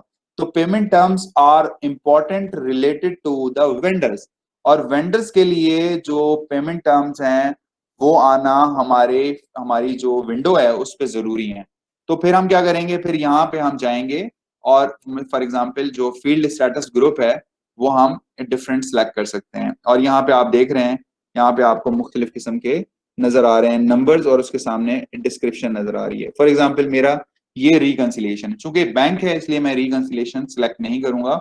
मैं नॉर्मली अगर इसमें वैल्यू डेट ऑब्लिगेटरी आपने सेलेक्ट कर दिया है तो आप देख लीजिएगा, जैसे ही आप FB50 जो आपको सर ने सिखाया था, FB50 में आप एंट्री करेंगे वो आपसे हमेशा के लिए आपसे वैल्यू डेट मांगेगा। जब तक आप वैल्यू डेट एंटर नहीं करेंगे वो आपको पोस्ट नहीं करने देगा इस पर्टिकुलर HSBC के केस में। अगर आपने HSBC का लाइन आइटम डाल दिया है, यानी अगर आप डेबिट कर रहे हैं इसको या आप क्रेडिट कर रहे हैं, तो आपने देखा होगा उसके बिल्कुल सामने उसने वैल्यू डेट आपसे मांगी होगी। अगर आप वैल्यू डेट नहीं देंगे तो सिस्टम आपको पोस्ट नहीं करने देगा। और आप यहाँ पे देख लें, इसमें लिखा हुआ है value date bank accounts obligatory value date है। अच्छा, अब ये क्या है ये कि बेसिकली हम चाहते हैं कि बाजुकात कंट्रोल्स पर्सपेक्टिव में हमारा जो डेटा एंट्री ऑपरेटर है वो कुछ इंफॉर्मेशन भूल ना जाए। जैसे आप कहते हैं कि आपकी एक टेक्सटाइल कंपनी है, उस टेक्सटाइल कंपनी के 4 यूनिट्स हैं, उन 4 यूनिट्स में आप देखना चाहते हैं कि मेरा खर्चा किस यूनिट में हुआ है। अगर तो आप इस जीएल के अंदर अभी जैसे कार की एग्जांपल ली थी, फ्यूल की, और मुझे अगर मैं ये कहता हूं कि मैंने मेट्रो और हाइपर स्टार से लिया है और मैं कोई भी टेक्सटाइल का यूनिट सेलेक्ट नहीं करता, मैं किसी में डाल देता हूं, तो मुझे कभी भी मेरी रिपोर्टिंग नजर नहीं आएगी, मुझे समझ नहीं आएगी कि किस एक्चुअली जो है मेरे यूनिट के अंदर ये किस गाड़ी के ऊपर ये खर्चा हुआ है। तो मैं फिर क्या करूंगा, मैं यहाँ पे कॉस्ट सेंटर्स को ऑब्लिगेटरी कर दूंगा, तो वो फिर कॉस्ट सेंटर रिलेटेड जो है मेरे पास वो सारी की सारी फील्ड्स अपीयर्स होंगी while at the time of making an entry into the system। ठीक है जी, field status clear? Yes sir. चले माशाल्लाह, आप लोगों को बहुत जल्दी क्लियर हो गया, मुझे 3-4 साल बाद समझ आई थी।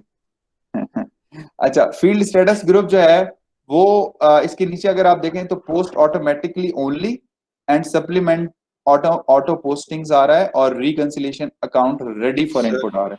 जी जी सर, काइंडली स्क्रीन का ना साइज बड़ा कर दें, नजर नहीं आ रहा जो भी आप मतलब समझा रहे हैं ना उसमें।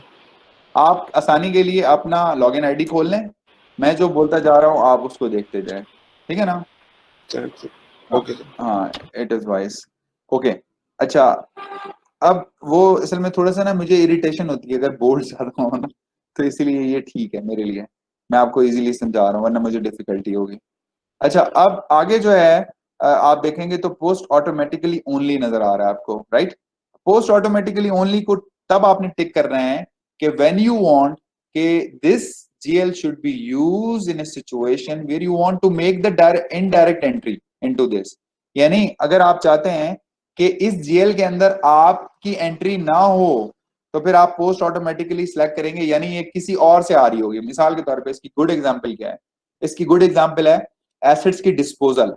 एसेट्स जब हम सेल करते हैं तो एसेट के सेल होने से एक एंट्री नहीं होती, बल्कि काफी एंट्रीज होती हैं, काफी लाइन आइटम्स क्रिएट होते हैं। यानी आपने जब एसेट की डिस्पोजल किया होगा तो उस वक्त आपका एसेट डी रिकॉग्नाइज हुआ होगा, आपकी एक्यूमुलेटेड डेप्रिसिएशन की एंट्री हुई होगी, आपकी रिलेटेड डेप्रिसिएशन की एंट्री हुई होगी, आपकी रिलेटेड प्रॉफिट एंड लॉस में गेन या लॉस बुक हुआ होगा, और आपका इनफैक्ट रिसीवेबल्स बुक हुआ होगा, या फिर आपका कैश आया होगा। तो इसका मतलब है कि मल्टीपल एंट्रीज हुई होंगी।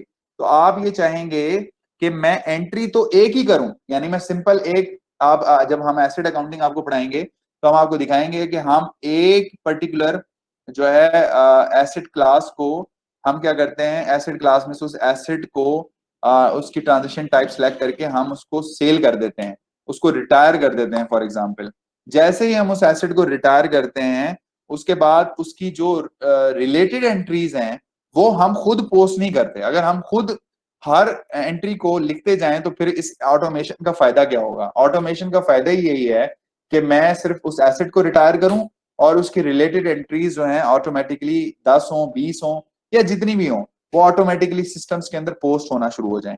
तो अगर मैं इस GL को इस्तेमाल करना चाहता हूं ऑटोमेटिक पर्पस के लिए, तो फिर मुझे पोस्ट ऑटोमेटिक ओनली को सिलेक्ट करना है। अगर मैं इसको अनचेक रखता हूं, इसका मतलब है इस GL के अंदर मैं पोस्टिंग खुद कर सकता हूं, लेकिन जैसे ही मैंने इसको पोस्ट ऑटोमेटिकली ओनली का कर दिया तो इसका मतलब है कि इस GL के अंदर जो एंट्रीज आएंगी वो मैं डायरेक्ट पोस्टिंग नहीं कर सकता। अच्छा, उसके बाद आपके पास सप्लीमेंट ऑटो पोस्टिंग आ रहा है। अब सप्लीमेंट ऑटो पोस्टिंग जो है ये भी आप सम सॉर्ट ऑफ आप कह लें कि ये भी पोस्ट ऑटोमेटिकल ओनली का ही ऑप्शन है। तो सप्लीमेंट ऑटो पोस्टिंग, और इसके बाद फिर ये इसके साथ ये एलाइड यूज होता है। जब हम ये कर रहे होते हैं तो साथ ही हम आइडेंटिफाई कर लेते हैं कि हमें कुछ सप्लीमेंट ऑटो पोस्टिंग करनी है या नहीं करनी। यानी ऐसा होता है, ये सप्लीमेंट ऑटो पोस्टिंग होती क्या है? मिसाल के तौर पे मैं चाह रहा हूं कि मैंने लोन दिया है, बैंक को, लोन लिया है बैंक से, सॉरी बैंक से अगर लोन लिया है फॉर एग्जांपल 100,000 का, और मैं चाह रहा हूं कि इसके बैंक चार्जेस ऑटोमेटिकली कंप्यूट हो जाएं, ऑटोमेटिकली कैलकुलेट हो जाएं, तो सिस्टम क्या होगा, इसमें सप्लीमेंट, इसको सप्लीमेंट के तौर पे यूज कर रहा होगा और एक एंट्री जो है वो इसके अंदर पोस्ट कर रहा होगा। ये एक बेसिक इसमें फर्क है सप्लीमेंट में और पोस्ट ऑटोमेटिक में। इसके बाद reconciliation account ready for input है, ये सिलेक्ट करेंगे तो that becomes the reconciliation account बन जाएगा, और इसको आपने आइडेंटिफाई कर लिया, इसकी नेचर पोस्ट ऑटोमेटिक ओनली और रिकंसिलिएशन दोनों साइमल्टेनियस यूज होंगे। उसके बाद आपके पास bank financial details in company code आ रहा है, तो ये उस वक्त यूज होता है जब आप ट्रेजरी ऑपरेशन चला रहे होते हैं कंपनी के अंदर। अमूमी तौर पे पाकिस्तान में तकरीबन मोर देन 99% कंपनीज जो हैं उनके अंदर ट्रेजरी फंक्शन नहीं होता। जस्ट फाइनेंस मैनेजर जो है वो पैसे लेता है, पैसे देता है, पैसे डालता है और इन्वेस्टमेंट्स करता रहता है, और वो एक नॉर्मल ऑपरेशन करता है। जबकि अगर आप बड़ी कंपनीज की बात करते हैं, मल्टीनेशनल ऑर्गेनाइजेशन, वहां पे प्रॉपर एक ट्रेजरी सिस्टम होता है जहाँ पे आपकी कैश फ्लो प्रोजेक्शंस बनती हैं, उनको मॉनिटर्स किया जाता है, उनकी वेरिएशंस को असेस किया जाता है, तो ये उस पर्पस के लिए इस्तेमाल होता है। और फिर इसके अंदर आप देख रहे हैं हाउस बैंक आ रहा है और अकाउंट आईडी आ रहा है। अगर आप बैंक अकाउंट खोला है, जैसे हमने अभी HSBC का खोला है, तो यहाँ पे हमें हाउस बैंक आइडेंटिफाई करना है। हाउस बैंक का मतलब ये है कि कौन सा बैंक है। देखें मेरा तो अगर मैंने HSBC वहां पे लिखा था और उसका नाम लिखा था गुजरात, तो मेरे पास फॉर एग्जांपल इसका जो मेन बैंक है उसका नाम है HSBC मेन हेड ऑफिस, ठीक है। अगर HSBC का हेड ऑफिस है तो मुझे यहाँ सिस्टम के अंदर ये कंसल्टेंट क्रिएट करता है हाउस बैंक, आप उसको कहते हैं, वो अकाउंट आईडी प्रोवाइड करता है और यहाँ पे आप इंफॉर्मेशन जो है रेडीमेड अवेलेबल होती है, जस्ट आपको इसमें प्लेस करनी होती है। यानी नंबर ऑफ अकाउंट्स एक से ज्यादा हो सकते हैं। आपको पता है एक अकाउंट में 5-6 अकाउंट खोले, एक बैंक में 5-6 अकाउंट्स खोले जा सकते हैं, तो नंबर ऑफ अकाउंट्स एक से ज्यादा हो सकते हैं, लेकिन बैंक एक होगा, इसीलिए फिर अकाउंट आईडी आपकी डिफरेंट हो सकती हैं। ये उसको टैग करने के लिए सिस्टम में इसका फायदा ये होगा कि जब आप ऑटोमेटिक पेमेंट करेंगे या ऑटोमेटिक तरीके से पेमेंट को रिसीव करेंगे, जिसे हम कहते हैं कि डेबिट अथॉरिटी दी हुई है या क्रेडिट आपके पास आता है पीरियोडिक। तो जैसे मिसाल के तौर पे अगर आपको महीने का किराया देना है और आप चाह रहे हैं कि यार मैं स्टैंडिंग इंस्ट्रक्शन बैंक को दे दूं और मंथली किराया मेरे मालिक मकान को चला जाए, तो फिर हम क्या करेंगे, यहाँ पे इसको इस फंक्शन को यूज करेंगे ऑटोमेटिक पेमेंट पर्पस के लिए। वो एक अलग प्रोग्राम है, लेकिन उसका लिंक इसके साथ है, इसलिए मैंने आपको बताया। अच्छा, ये आ जाता है जी इंटरेस्ट इंडिकेटर। ये जो बेसिकली ये जो सारे फंक्शंस हैं, ये आपके जीएल के ऊपर टोटल बैलेंसेस कंप्यूट करने के लिए हैं। मिसाल के तौर पे आपका सेविंग अकाउंट है, अगर आपका सेविंग अकाउंट है और आपके सेविंग अकाउंट में 2 मिलियन रुपीस पड़े हुए हैं और आप $2 मिलियन को हर महीने जाके उसकी मैनुअल कैलकुलेशन करेंगे, तो इनएक्यूरेसी के चांसेस भी हैं और आपका टाइम भी जाया होगा। तो आप यहाँ पे कंसल्टेंट को कह के इंडिकेटर क्रिएट कर देते हैं और सिस्टम ऑटोमेटिकली उसके इंटरेस्ट की कंप्यूटेशन करता रहता है और उसके बैलेंसेस को टॉप अप करता रहता है, यानी बढ़ाता रहता है। मिसाल के तौर पे जो अगर $2 मिलियन हैं, तो $2 मिलियन में आपको अगर फॉर एग्जांपल $100 जो है वो आपको प्रॉफिट मिला है, तो फिर 2 मिलियन में $100 ऑटोमेटिकली यहाँ से ऐड हो जाएगा। आपको एक कमांड चलानी है, एक टी कोड होगी पर्टिकुलर, वो प्रोग्राम रन की है और ये कंप्यूट हो जाएगा। ठीक है जी, तो ये सारी मैंने आपको बता दी, that we called in fact के इसके अंदर हम लोग किस तरह से मास्टर डेटा क्रिएट करते हैं जीएल के लिए। अच्छा, इसमें कुछ और छोटी छोटी फील्ड आ रही हैं, जैसे कीवर्ड ट्रांसलेशन है और उसके बाद इंफॉर्मेशन है, फिर उसके बाद आगे इंफॉर्मेशन आ जाती है। कीवर्ड ट्रांसलेशन में यह है कि अगर आप चाहते हैं कि आप इसको किसी और लैंग्वेज में देखें, अरबी में देखें, तो आप यहाँ पे अरबी सिलेक्ट कर सकते हैं। और यहाँ पे देखें इंफॉर्मेशन आ रहा है कि यार ये किस बंदे ने इनफैक्ट काम किया था इस पे। ये सारी इंफॉर्मेशन, ये सारी जो टैब्स हैं, ये बेसिकली लीस्ट यूज टैब्स हैं, और अदरवाइज हमारे पास जो मेन इंपॉर्टेंट टैब्स हैं वो ये 3 से, ये type descriptions, control data and create bank interest होता है। अच्छा, अब इसमें ये तो था एक कंपनी के लेवल पे मास्टर डेटा जीएल का क्रिएट करना, एक आपकी एक इंडिविजुअल कंपनी है। अच्छा, व्हाट इफ एक से ज्यादा कंपनीज हों, एक से ज्यादा कंपनीज हों, तो फिर हम टी कोड जो हैं वो ऐसी यूज करते हैं कि हम कहते हैं कि मिसाल के तौर पे अगर आपने कंसोलिडेशन करनी है तो आपको कंसोलिडेशन के लिए सिमिलर चार्ट ऑफ अकाउंट चाहिए। ठीक है, ये बात नोट कर लें, ये बात आप अपने पास लिख लें। अगर आपने कंसोलिडेशन ऑफ फाइनेंशियल स्टेटमेंट करनी है तो आपको कंपनी के चार्ट ऑफ अकाउंट्स को सिमिलर रखना पड़ेगा, अदरवाइज आपकी कंसोलिडेशन मुश्किल हो जाएगी। तो कंसोलिडेशन करने के लिए चार्ट ऑफ अकाउंट्स आपको सिमिलर रखना पड़ेगा, लेकिन कंपनी कोड की स्पेसिफिकेशन चेंज हो सकती है। मिसाल के तौर पे मैं ये चाह रहा हूं कि मेरा टेक्सटाइल की कंपनीज हैं 2, मैं टेक्सटाइल की कंपनीज के केस में, या अगर इसको मैं सिंपल ही रखता हूं, मैं कहता हूं मेरी एक टेक्सटाइल की कंपनी और मेरे 2 यूनिट्स हैं, यूनिट 1 एंड यूनिट 2।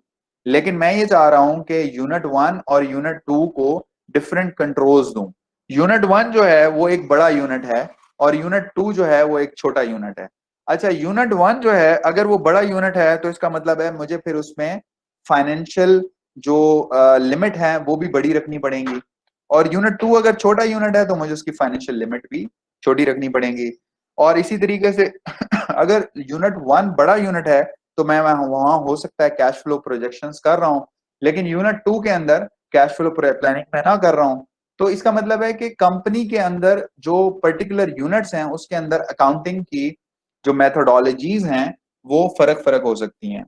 तो इस सिचुएशन में हम ये समझते हैं कि अगर हमारी वहां पे मेथोडोलॉजीज फर्क हैं तो फिर हम ये कह रहे हैं कि चार्ट ऑफ अकाउंट तो एक है लेकिन कंट्रोल्स आपके डिफरेंट हैं। चार्ट ऑफ अकाउंट एक है, कंट्रोल्स डिफरेंट है। तो फिर हम ये करते हैं कि हम इस तरह करते हैं कि हम चार्ट ऑफ अकाउंट जो क्रिएट करने का जो काम है वो किसी एक बंदे को असाइन कर देते हैं, और जो जो कंपनी कोड स्पेसिफिक काम करने का जो काम करना है वो हम किसी और को असाइन करते हैं। यानी मैं कह ये रहा हूं कि फाइनेंस मैनेजर जो है वो सपोज यूनिट 1 का अलहदा है और यूनिट 2 का अलहदा है, लेकिन सीएफओ एक है। अच्छा, जो चार्ट ऑफ अकाउंट है वो सेंसिटिव एक्टिविटी है, हम चाहते हैं कि चार्ट ऑफ अकाउंट जो है वो कोई और क्रिएट ना करे, चार्ट ऑफ अकाउंट सिर्फ सीएफओ क्रिएट करे। लेकिन जो यहाँ पे जो हमने चीजें डिस्क्राइब की हैं ये हर कंपनी को हम उसको एम्पावर करना चाहते हैं, हर कंपनी अपने मुताबिक ये काम करे।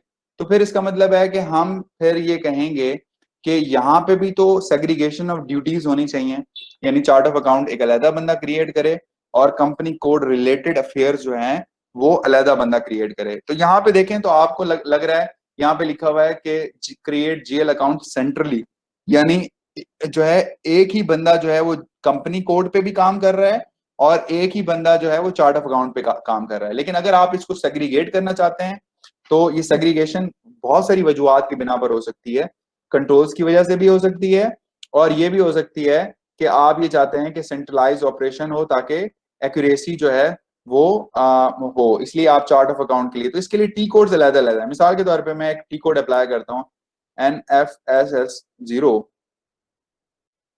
तो आप लिख भी लीजिएगा। आप लोगों को नजर आ रहा है सबको? ठीक है ना? जी सर, नजर आ रहा है। ठीक है, आप देखें मैंने जो टी कोड अप्लाई की है वो की है FSS0। अच्छा, जो सर ने टी कोड आपको बताई होगी पहले वो FS00 थी, लेकिन हमने आज एक नई टी कोड पढ़ी, आपने पढ़ ली होगी तो दैट्स फाइन इनफ। तो वो हमारी है FSS0। FSS0 में अगर आप देखें तो यहाँ पे वो बहुत सारी चीजें गायब हो गई हैं। सर दोबारा कोड रिपीट कर दीजिएगा, आवाज साफ नहीं हो रही। मैं लिख रहा हूँ FSS0। पहले जो टी कोड आपने पढ़ा है वो FS00 है, ये है FSS0। अच्छा, इस टी कोड में फायदा ये है कि कंपनी कोड का काम कोई और कर रहा है। आपको पता है ये टी कोड्स क्या हैं? ये टी कोड्स जो सर ने आपको उस दिन पढ़ाया बड़ा डिटेल में आपको बताया है कि ये टी कोड्स ये हैं कि मुझे एक पर्टिकुलर टी कोड दिया जाए और किसी और को कोई और टी कोड दिया जाए ताकि सेग्रीगेशन ऑफ ड्यूटीज मेंटेन रह सकें। तो हम अगर चाहते हैं कि मैं चार्ट ऑफ अकाउंट पे काम करूं और आपका एक और अकाउंट्स मैनेजर है वो कंपनी कोड पे काम करे, तो फिर ये अलग-अलग किया जा सकता है और टी कोड्स डिफरेंट असाइन की जा सकती हैं। तो देखें यहाँ पे आपको नजर आ रहा है मास्टर डेटा जीएल के लिए वो पहले वाली जो अकाउंट ग्रुप की टैब थी वो यहाँ पे अवेलेबल नहीं है। यहाँ पे अगर आप राइट साइड पे देखें तो आपको यहाँ पे balance sheet, profit and loss और वो जो आपको अकाउंट ग्रुप नजर आ रहा था वो नजर नहीं आ रहा। फॉर एग्जाम्पल मैं दोबारा दिखा देता हूँ आपको। NFS00 पे जब जाते हैं तो आप देखते हैं कि आपको यहाँ पे बहुत डिटेल इंफॉर्मेशन नजर आ रही है। ये सारी यहाँ पे अकाउंट ग्रुप नजर आ रहा है, ये PNL है, ये बैलेंस शीट आइटम है, ये नजर आ रहा है, शॉर्ट GL लॉन्ग टैक्स नजर आ रहा है, ट्रेडिंग पार्टनर। तो हमने कहा कि हम अगर FSS0 करेंगे तो ये वाली जो विंडो आपको राइट पे नजर आ रही है ये वाली नजर नहीं आएगी, बल्कि ये control data create bank interest और एक और टैब जो है वो आपको नजर आएगी। यानी कि यहाँ पे 6-7 आपको ऊपर टैब नजर आ रही हैं, लेकिन वहां पे आपको यहाँ पे 3 नजर आएंगी। तो इसका मतलब है कि हमने कुछ इंफॉर्मेशन जो पुट कर सकता हूँ वो कंट्रोल इदारे ने मुझे नहीं दिया, और कुछ का इंफॉर्मेशन की जो पुट करने के राइट्स हैं वो किसी और को दिए हैं। अच्छा, इसी तरीके से आप चार्ट ऑफ अकाउंट्स में काम करना चाहते हैं तो फिर आप मिसाल के तौर पे ये टी कोड अप्लाई करें। अगर आप लोगों ने इसको तो ऐसे भी सबने खोला हुआ है तो ये टी कोड है जी FSP0 ठीक है। ये चार्ट ऑफ अकाउंट्स के लिए यहाँ पे आप देखें तो आपको कंट्रोल वाला जो टैब है वो नजर नहीं आ रहा। सही है, कंट्रोल वाला टैब और फील्ड स्टेटस वाला टैब आपको यहाँ पे नजर नहीं आ रहा। इसका मतलब है कि हमारे पास GL अकाउंट को क्रिएट करने के 3 रास्ते हैं। GL अकाउंट के मास्टर डेटा को क्रिएट करने के 3 वेज हैं। एक ये है कि हम चाहते हैं सारे राइट्स एक ही बंदे को दे दें तो FS00 से दे देते हैं, ठीक है। और अगर हम ये चाहते हैं कि नहीं, हम ये चाहते हैं कि जी कंपनी कोड के राइट्स अलहदा दें तो FSS0 के जरिए दिए जा सकते हैं। और अगर आप चाहते हैं कि जी चार्ट ऑफ अकाउंट्स और कंपनी कोड अलहदा, तो चार्ट ऑफ अकाउंट एक बंदे को अलहदा बंदे को देना चाहते हैं तो FSP0 है। बस simple, there is no science, it's just bifurcation. ठीक है जी, मैंने कहा ये आपको बता दूं, आपको ऑलरेडी बहुत सारी चीजों का पता है। ठीक है जी, GL क्रिएट हो गया। GL मास्टर डेटा पे किसी ने सवाल पूछना है पूछ लें। सर रिवाइज कर ले तो वीडियो के बाद फिर नेक्स्ट वीक में रिवाइज कर दूं? फिर सर हम रिवाइज कर लेंगे ना वीडियो को देखकर दोबारा, फिर नेक्स्ट वीक बिल्कुल बिल्कुल। ये तो अल्लाह ताला ने आपको जो है एक मौका दिया है, आपने मेरी बातें रिकॉर्ड कर ली हैं, अब इसको बैठ के सुनिएगा। ठीक है, ठीक है जी। जी जी सर करवाएं आप। जी आपको समझ आ गई सर? जी सर, जी जी ओके फाइन, थैंक यू। तो अब हम एक और बात डिस्कस करते हैं। अब हम आते हैं एंट्रीज के ऊपर। आपने नोट किया था मैंने थोड़ी देर पहले जो एंट्रीज की थी उसमें डेबिट और क्रेडिट किया था। अब मैं थोड़ा सा क्विक काम करूंगा, आपने क्विकली नोट करना है। अब मैं आपको जो FB50 है वो सिर्फ विंडो दिखाऊंगा, बाकी इसमें आपने एक्टिविटीज की हैं।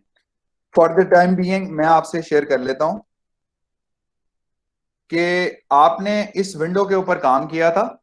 इस विंडो के ऊपर सर ने आपको बहुत सारे ऑप्शंस बताए थे। फॉर एग्जांपल हम यहाँ पे हम देखते हैं कि ये हमें एक पूरा डॉक्यूमेंट नजर आ रहा है। पहले ये हार्ड फॉर्म में होता था, अब ये सॉफ्टवेयर में आ गया है।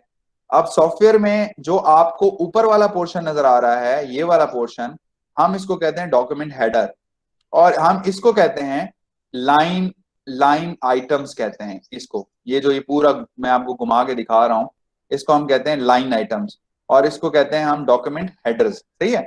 अच्छा, अब डॉक्यूमेंट हेडर और लाइन आइटम में क्या फर्क है? देखें, डॉक्यूमेंट हेडर और लाइन आइटम में ये फर्क है कि लाइन आइटम में तो डेबिट क्रेडिट होगा, और डॉक्यूमेंट हेडर के अंदर हमारी ज्यादातर जो इंफॉर्मेशन है वो डेट से रिलेटेड है, वो हमारी कंपनी कोड से रिलेटेड है, और वो ज्यादा इंफॉर्मेशन जो है डेट, कंपनी कोड, और इनफैक्ट इसमें अगर आप देखें तो डेबिट क्रेडिट का टोटल आपको राइट साइड पे नजर आ रहा है। बस ये इंफॉर्मेशन यहाँ पे रिफ्लेक्ट कर रही है।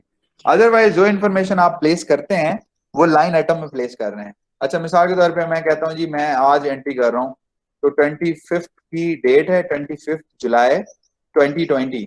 25 जुलाई 2020 को मैं अगर इस डेट पे मैंने आज एंट्री करनी है, हो सकता है डॉक्यूमेंट डेट मेरी कोई और हो। मैंने आपको पहले भी बताया था कि डॉक्यूमेंट डेट और पोस्टिंग डेट में फर्क हो सकता है। पोस्टिंग डेट यूज होती है कट ऑफ के लिए, और कट ऑफ है फाइनेंशियल स्टेटमेंट की बैलेंस शीट की असर्शन है। ठीक है, यानी ऑडिटर ये कहता है कि जिस पीरियड की ट्रांजैक्शन है उस पीरियड के अंदर रिकॉर्ड होनी चाहिए। अगले पीरियड में रिकॉर्ड होगी तो एक्रूअल बेसिस ऑफ अकाउंटिंग आपकी खराब हो जाएगी, और वो कहेगा कि आपने गलत जो है ना कैलकुलेशन की है, गलत टाइम पीरियड में अपनी ट्रांजैक्शन रिकॉर्ड की है।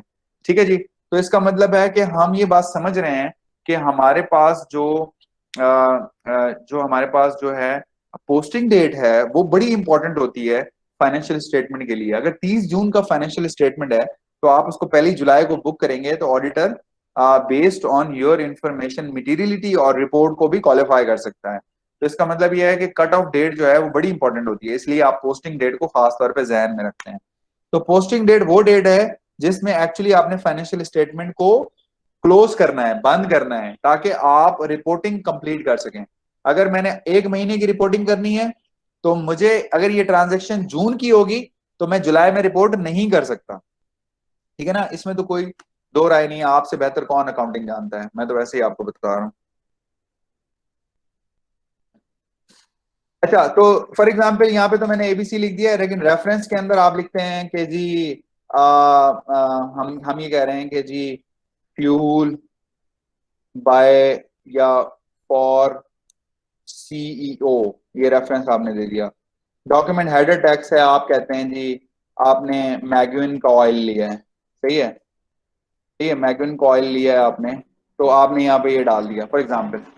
अच्छा, उसके बाद आप कहते हैं कि जी जीएल अकाउंट है आपका, और जीएल अकाउंट आपने किससे क्या पेमेंट की है, तो फ्यूल एक्सपेंस का जीएल अकाउंट क्या है, मैं सर्च भी कर सकता हूँ, मैं डायरेक्ट भी, अगर मुझे नंबर याद है तो यहाँ पे नंबर भी डाल सकता हूँ। फॉर एग्जाम्पल मुझे अगर बैंक का नंबर याद है जो मैंने थोड़ी देर पहले क्रिएट किया था, वो था 207,102 फॉर एग्जाम्पल, तो मुझे ये बैंक का क्रेडिट तो याद है, सही है। ओके, वैल्यू डेट आपने ऑब्लिगेटरी सिलेक्ट की थी, मैंने आपको कहा था कि अगर आपने वहां पे जो फील्ड स्टेटस है वो फील्ड स्टेटस आपने बैंक अकाउंट का वैल्यू डेट ऑब्लिगेटरी आपने सिलेक्ट किया था, तो यहाँ पे आपको डेट देनी है, क्योंकि देखें हो सकता है आपने बैंक से जो चेक दिया है वो 3 दिन बाद प्रेजेंट हो, 4 दिन बाद प्रेजेंट हो, तो आपको पता है प्रॉफिट कंप्यूटेशन आपकी हिल जाएगी। वैल्यू डेट इसलिए इंपॉर्टेंट होती है जब आप फाइनेंशियल प्लानिंग करते हैं, फाइनेंशियल प्रोजेक्शंस करते हैं, अगर और आपने अपनी एक्चुअल जो है ना रिटर्न असेसमेंट करनी होती है, अगर आप वैल्यू डेट गलत दे देंगे तो फिर सिस्टम क्या करेगा, इस ट्रांजेक्शन को समझेगा कि अगर आपने सपोज इधर लिख दी 30 जून 2020, तो अगर 30 जून 2020 आपने सिलेक्ट किया है तो सिस्टम प्रॉफिट जो कंप्यूट करेगा वो क्या करेगा, गलत कंप्यूट करेगा, क्योंकि ये ट्रांजेक्शन तो आपकी रिफ्लेक्ट होगी, एज्यूम करें हम कहते हैं जी 27 तारीख को रिफ्लेक्ट होगी, अगर 27 को रिफ्लेक्ट होगी तो फिर मुझे 27 देनी पर चाहिए, लेकिन अगर मैं इस पे डालता हूं पुरानी डेट तो फिर ये वैल्यू डेट की बेसिस पे मेरी रॉन्ग जो प्रॉफिट की कंप्यूटेशन करेगा। फॉर एग्जांपल मैंने ये एक डेट सिलेक्ट कर दी है मेरी मर्जी से। अच्छा, आपने देखा यहाँ पे एक बैंक क्रेडिट हो रहा है, यहाँ पे मैंने बैंक डाल दिया और मैंने अगर वैल्यू ली थी 1 लाख मैंने, तो 1 लाख पे मैं आगे जाता हूँ और मैं अब डालता हूँ कि ये फ्यूल एक्सपेंस हुआ है, मुझे फ्यूल का जीएल याद नहीं है, तो मैं क्या कर सकता हूँ, या तो मैं F4 कर दूं या फिर मैं इस मैग्नीफाइंग ग्लास को देखूं और इसको ओपन करूं, तो मुझे यहाँ पे एक विंडो खुली हुई नजर आती है। तो मैं आसानी की खातिर हमेशा जो है ये GL account description in chart of account वाली सेल करूंगा, ये डिस्क्रिप्शन का वर्ड याद रखिएगा। आप डिस्क्रिप्शन को सिलेक्ट करें, डिस्क्रिप्शन सिलेक्ट करने के बाद इस जगह पे आ जाएं और इधर आपके स्टेरिक आए, स्टेरिक डाल के आप फ्यूल लिख दें, या अगर आप फिर भी अगर ये नहीं लिखना चाहते तो वो सारे के सारे जीएल एक्सपेंड कर देगा, लेकिन मुझे तो फ्यूल रिलेटेड चाहिए, तो मैं फ्यूल लिख के स्टेरिक करके और जब मैं एंटर करता हूं तो मुझे फ्यूल रिलेटेड जीएल नजर आ जाएगा। तो फ्यूल का जीएल जो है वो मेरे पास एक ही है और वो उसका नंबर यहाँ पे आ चुका है, और मैं यहाँ पे डेबिट डालता हूँ, डेबिट डालने के बाद 100,000 लिखता हूँ। फॉर एग्जाम्पल मैंने ये किया है, अब देखें मैं गलती कर रहा हूँ लेकिन मुझे पता नहीं चला ये गलती हो गई है, तो ये सिस्टम में राइट साइड के ऊपर डेबिट एंड क्रेडिट दोनों इक्वल नजर नहीं आएंगे, आप देखें आपको ये नजर नहीं आ रहे और ये रेड नजर आ रहा है, तो इसका मतलब है सिस्टम आपको पोस्ट नहीं करने दे रहा। तो what I should do, I should make it the figure like जो क्रेडिट ऊपर किया है मैंने, तो एग्जैक्टली मैंने उसके बराबर कर लिया और आप ये देख लें ये ग्रीन हो गया है। अच्छा, जैसे ये ग्रीन हो रहा है तो इसका मतलब है कि now the system is okay, so the system has applied extensive check, यानी everything has been checked into this particular document, now nothing is wrong right now. लेकिन क्या होगा, आप क्या करेंगे, जब ये ग्रीन का बटन आ जाता है तो सिस्टम में बाय डिफॉल्ट यहाँ पे आपको सिम्युलेट का वर्ड यूज किया जा रहा है। सिम्युलेट का मतलब यह है कि आप इसको चेक करें, उर्दू में बता रहा हूं, इस सिमुलेट का मतलब ये है कि आप इसको चेक करें कि अगर आपकी ये एंट्री डेबिट क्रेडिट और दूसरे एस्पेक्ट से ठीक है तो वो आपको डॉक्यूमेंट का व्यू करा देगा। ये सिमुलेट ट्रांजेक्शन मैंने कर ली। सिमुलेट करने के बाद मैं जब देखता हूं तो मुझे यहाँ पे जो फ्यूल एक्सपेंस है वो मुझे 40 डेबिट की होती है। याद रखिएगा जनरल लेजर की यहाँ पे आपको डेबिट कीज नजर आ रही हैं, we called it posting keys. Posting keys ये क्रेडिट की है, इसको हम कहते हैं पोस्टिंग की। कॉमनली हम इनको कहते हैं दोनों को पोस्टिंग कीज, तो डेबिट और क्रेडिट। तो जो डेबिट और क्रेडिट सिस्टम करेगा, अगर नहीं करेगा तो अकाउंटिंग नहीं है। ये किसी ने इजाद कर दिया था, क्यों किया था डेबिट क्रेडिट, लेकिन हमें तो पता है कि ये हमारे लिए, हमें इसी की बेसिस पे अपनी कमाई करते हैं। और ये डेबिट क्रेडिट जो है आम बंदे को समझ नहीं आती, हम कहते हैं डेबिट क्रेडिट। ये डेबिट क्रेडिट जो है वो सिस्टम भी डेबिट क्रेडिट समझता है, लेकिन सिस्टम में इसको डेबिट को 40 कहा गया है जीएल के लिए और क्रेडिट को 50 कहा गया है जीएल के लिए। आइटम 2 सिलेक्ट हो रहे हैं और आप देखें तो इसमें एचएसबीसी और फ्यूल एक्सपेंस आ रहा है, और ये मैं कह रहा हूं कि जी 25/7 है, आपने भी देख लिया 25/7 नजर आ रही है डेट, पोस्टिंग डेट, और डॉक्यूमेंट डेट भी आपको 25/7 की नजर आ रही है, और फिस्कल ईयर आपको 2021 का नजर आ रहा है। और ये करने के बाद आप ये भी कर सकते हैं, यहाँ पे आप देखें तो आपके पास ऑप्शन क्या आ रहे हैं, यहाँ पे मुख्तलिफ किस्म के ऑप्शन आ रहे हैं, यहाँ पे सेव आ रहा है, डिफरेंट आ रहा है। आप यहाँ पे इसको, इस जो फ्लॉपी का निशान है पोस्ट, इसको दबा सकते हैं या फिर आप इसको बैक कर सकते हैं। इन एनी केस तो आप इसको जो है ना पोस्ट भी डायरेक्ट कर सकते हैं, उधर ही रह के, या फिर यहाँ से पोस्ट का बटन प्रेस कर सकते हैं। अच्छा जीशान साहब, हमने पार्किंग पढ़ लिया सर? नहीं सर, पार्किंग नहीं पढ़ा। अच्छा, अब हमने जो अभी एंट्री की है वो एंट्री की है डायरेक्ट पोस्टिंग। कंसीडरिंग दिस के हम लोग एक्चुअली सीनियर अकाउंटेंट हैं, हम लोग सीनियर फाइनेंस मैनेजर हैं, हमने पोस्टिंग की है। जब आप रियल अकाउंटिंग सिनेरियोज में काम कर रहे होंगे तो वहां पे आपको, आपकी रिस्पॉन्सिबिलिटी हो सकता है आप सीएफओ हो सकता है आप जूनियर अकाउंटेंट हो सकता है आप मिडिल टियर के अकाउंटेंट हो। तो हम ये कहते हैं कि अगर इस तरह की सिचुएशन हो तो क्या पोस्टिंग के राइट्स आप किसी जूनियर को दे सकते हैं? अगर आपने किसी जूनियर को पोस्टिंग के राइट दे दिए तो नुकसान ये होगा कि वो डायरेक्ट फाइनेंशियल स्टेटमेंट में एंट्री कर लेगा। तो डायरेक्ट फाइनेंशियल स्टेटमेंट में एंट्री होने का नुकसान ये है कि आपकी डायरेक्ट फाइनेंशियल स्टेटमेंट अपडेट हो जाएगी, और फिर आपको नुकसान उसका ये है कि हो सकता है कि आपने उसको 4i प्रिंसिपल या उसको सेकंड रिव्यू ना किया हो। तो I would request and I would suggest कि आप लोग ये भी समझें कि हमारे पास यहाँ पे ऑप्शन है कि हम एंट्री को पार्क भी कर सकते हैं, और पार्क और पोस्ट में फर्क यह है कि पार्किंग की वजह से एंट्री डायरेक्टली फाइनेंशियल स्टेटमेंट में नहीं जाती, पहले वो एंट्री पार्क होती है, उसको कोई सीनियर ऑफिसर देखता है और फिर वो एंट्री पोस्ट होती है। तो उसके लिए हमारी टी कोड है FV50, FV50 सही है, FV50 याद रखिएगा, FV50। वो जो थी हमारी वो FB50 थी, B का मतलब ball, B for ball, and FV50 है V फॉर विक्ट्री। तो FV50 जो है ये वो टी कोड है जो पार्किंग करके देगी, एक्चुअली पोस्टिंग नहीं होगी।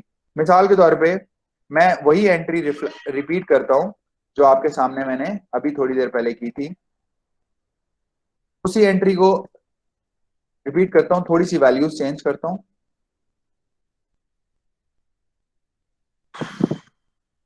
For example 9,000, for example expense, for example value date, उसके बाद डेबिट क्रेडिट गलत है तो HSBC क्रेडिट हो रहा है, फाइन, फ्यूल एक्सपेंस डेबिट होना चाहिए, डेबिट कर दिया। अब मैं एंटर करके देखता हूँ, ग्रीन आ गया। अब मैं इसको क्या करता हूँ, इसको पोस्ट करूंगा। यहाँ पे आपके पास पोस्ट का ऑप्शन आ रहा है, बट आप यहाँ पे ये समझिएगा कि यहाँ पे तो आपके पास फुल फ्लेज राइट्स हैं, लेकिन प्रैक्टिकल जो आपके पास जिस वक्त आप एक्चुअल ऑर्गेनाइजेशन में जॉब कर रहे हैं तो वहां पे पोस्ट के राइट्स आपको अवेलेबल नहीं होंगे, क्योंकि यू कैन ओनली पार्क, लेकिन सीनियर्स को पार्क एंड पोस्ट के राइट्स अवेलेबल होंगे। तो हम क्या करते हैं, मिसाल के तौर पे यहाँ पे सेव्ड पार्क डॉक्यूमेंट आपके सामने नजर आ रहा है। अच्छा, इसको ये जब सेविंग जो होती है वो बहुत ज्यादा एक्सटेंसिव चेक नहीं होता। एक्सटेंसिव चेक इसलिए नहीं होता कि इसके अंदर बाजू का सीनियर जाके चेंजेस कर सकता है, मैं अभी आपको थोड़ी देर बाद इसमें चेंजेस भी करके दिखाऊंगा, लेकिन आप ये चले आपके जिम्मे है कि आपने इस पार्क डॉक्यूमेंट को पोस्ट करना है। मैं टी कोड आपको बता देता हूं, FBV0 के जरिए आपने इसको पोस्ट करना है, FBV0 के जरिए। अच्छा, अब पार्क डॉक्यूमेंट जो है, इनफैक्ट मैंने क्या किया, इसको पार्क कर दिया। अब मैं एक जूनियर हूं, मैंने कहा सर मेरा डॉक्यूमेंट पार्क हो गया और डॉक्यूमेंट का नंबर है 114, 114।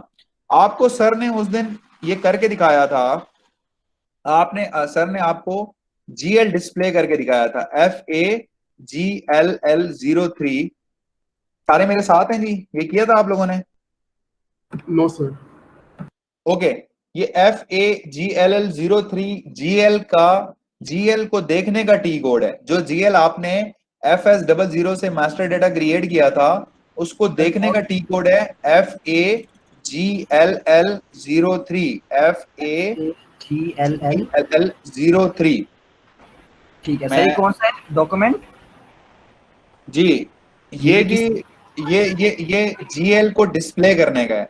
GL का मतलब है कि जो कंप्लीट एंट्रीज हैं उसको डिस्प्ले करने का टी कोड है, और उसका नंबर है FAGLL03। ये देखें अब आपके सामने, मैंने आपको मैसेज भी कर दिया, you can see from there. अच्छा सर इन्होंने किया भाई, इन्होंने FBL3N में किया भाई ये। Okay fine. अच्छा, FBL3N और FAGL03 के अंदर एक कोड। जी जी प्लीज। कोड के बगैर हम इस विंडो कोड के बगैर, सॉरी टी कोड के बगैर क्या कह रहे हैं आप? कोड के बगैर इस विंडो में कैसे आएंगे सर? इस व्यू पे हम पहुंचे थे, हम जब रिवर्सल कर रहे थे। ओके चले, कोई मसला नहीं है। अब आप इसको इजी ले FBL3N या FAGLL03 जो है, दोनों टी कोड यूज होती हैं GL को व्यू करने के लिए कि इस GL के अंदर टोटल कितनी एंट्रीज हुई हैं। ठीक हो गया? ये क्लियर है? यस सर जी सर, ये क्लियर हो गया, आप क्लियर हो गया। चलें, बस वो एक बंदा अपना माइक सिर्फ इसलिए ऑन कर दे, वो मुझे रिप्लाई कर दिया करे, so that we can go ahead. तो इसमें आसानी होती है कि आप लोग सुन रहे हैं, मुझे बस ये होता है कि डिस्टॉर्शन कहीं ना हो जाए। अच्छा जी, इसको मैंने जब जैसे GL को खोला है, जैसे ही GL को ओपन किया है, तो इसमें सिर्फ पोस्टेड एंट्रीज आ रही हैं। आप देख लें, पार्क एंट्री नहीं आ रही, जो एंट्री पोस्ट हो चुकी है वो आ रही है। 114 का जो पार्किंग डॉक्यूमेंट है 114 का, वो डॉक्यूमेंट यहाँ रिफ्लेक्ट नहीं हो रहा, 114 रिफ्लेक्ट नहीं हो रहा। रीजन ये है कि वो डॉक्यूमेंट पोस्ट नहीं हुआ। क्यों नहीं हुआ? मेरे जूनियर ने उसको पार्क किया है, और अगर जूनियर ने पार्क किया है तो मैं उसको अलाउ नहीं कर सकता कि वो पोस्ट करे। अच्छा अब मेरा एक चीज पूछनी है। श्योर। यहाँ पे अगर हमारे पास जो है वो पार्क डॉक्यूमेंट आता है, तो हमें कैसे पता लगेगा कि ये वाली जो वैल्यू है वो पार्क्ड है, अगर आती है बाद में? तो मेरे प्यारे भाई, आपको बिल्कुल क्लियर बता दिया है कि इस GL में पोस्टेड फिगर्स आ रही हैं। क्लियर है? इस GL में पोस्टेड फिगर आ रही हैं, पार्क्ड फिगर नहीं आएंगी। डॉक्यूमेंट नंबर उसका आ गया 114, लेकिन 114 डॉक्यूमेंट यहाँ रिफ्लेक्ट नहीं हो रहा क्योंकि it is not been posted. अच्छा, वो एक अलग बात है, वो फिर हम आपको नेक्स्ट स्टेज पे समझाएंगे कि इसके अंदर एक रिपोर्ट निकलती है जहां पे आप पार्क डॉक्यूमेंट की लिस्ट देख सकते हैं, वो एक अलग रिपोर्ट है। चलें, ठीक है जी, क्लियर हो गया? जी सर, डन। अच्छा चले, मैं आपको डिफरेंस बता देता हूँ FBL3N और FAGLL03 में। जो आपका क्वेश्चन था इसी को एड्रेस करने लगा हूँ। जो आपने मुझसे क्वेश्चन पूछा था पार्क डॉक्यूमेंट का, मैं इसी को एड्रेस करने लगा हूँ। अभी जो मैंने FAGLL03 अप्लाई की है, ये आपको देखें, यहाँ पे आपको इस विंडो के अंदर कहीं पार्किंग का वर्ड नजर आ रहा है? इस पूरी विंडो में पार्किंग का वर्ड नजर आ रहा है? नहीं नजर आ रहा। नो सर, नहीं सर, नो वर्ड। अच्छा, लेकिन जब मैं FBL3N करता हूं तो यहाँ पे आपको कहीं पे पार्क डॉक्यूमेंट का नंबर नजर आ रहा है? हाँ सर, आ रहा है। ये नॉर्मल आइटम्स के नीचे टाइप में लिखा हुआ है, ये नजर आ रहा है। अच्छा, अगर मैं इसको क्लिक नहीं करता और एग्जीक्यूट करता हूं, तो मुझे यहाँ पे वही इंफॉर्मेशन नजर आई है जो मुझे FAGLL03 में नजर आई थी। ठीक है, लेकिन अब अगर मैं इसको पार्क डॉक्यूमेंट को क्लिक करता हूं तो यहाँ पे मुझे एक और एडिशनल बात नजर आएगी और मुझे पार्क डॉक्यूमेंट नजर आएगा। और यहाँ पे देखें, आपको एक पार्क डॉक्यूमेंट 9000 का नजर आया है और यहाँ पे वो इंडिकेशन दे रहा है पार्क्ड, ठीक है। और ये जो इंडिकेशन है ये है ओपन आइटम, मतलब ये आइटम जो है पोस्ट हो चुका है। जो गोल आइटम होता है वो पोस्ट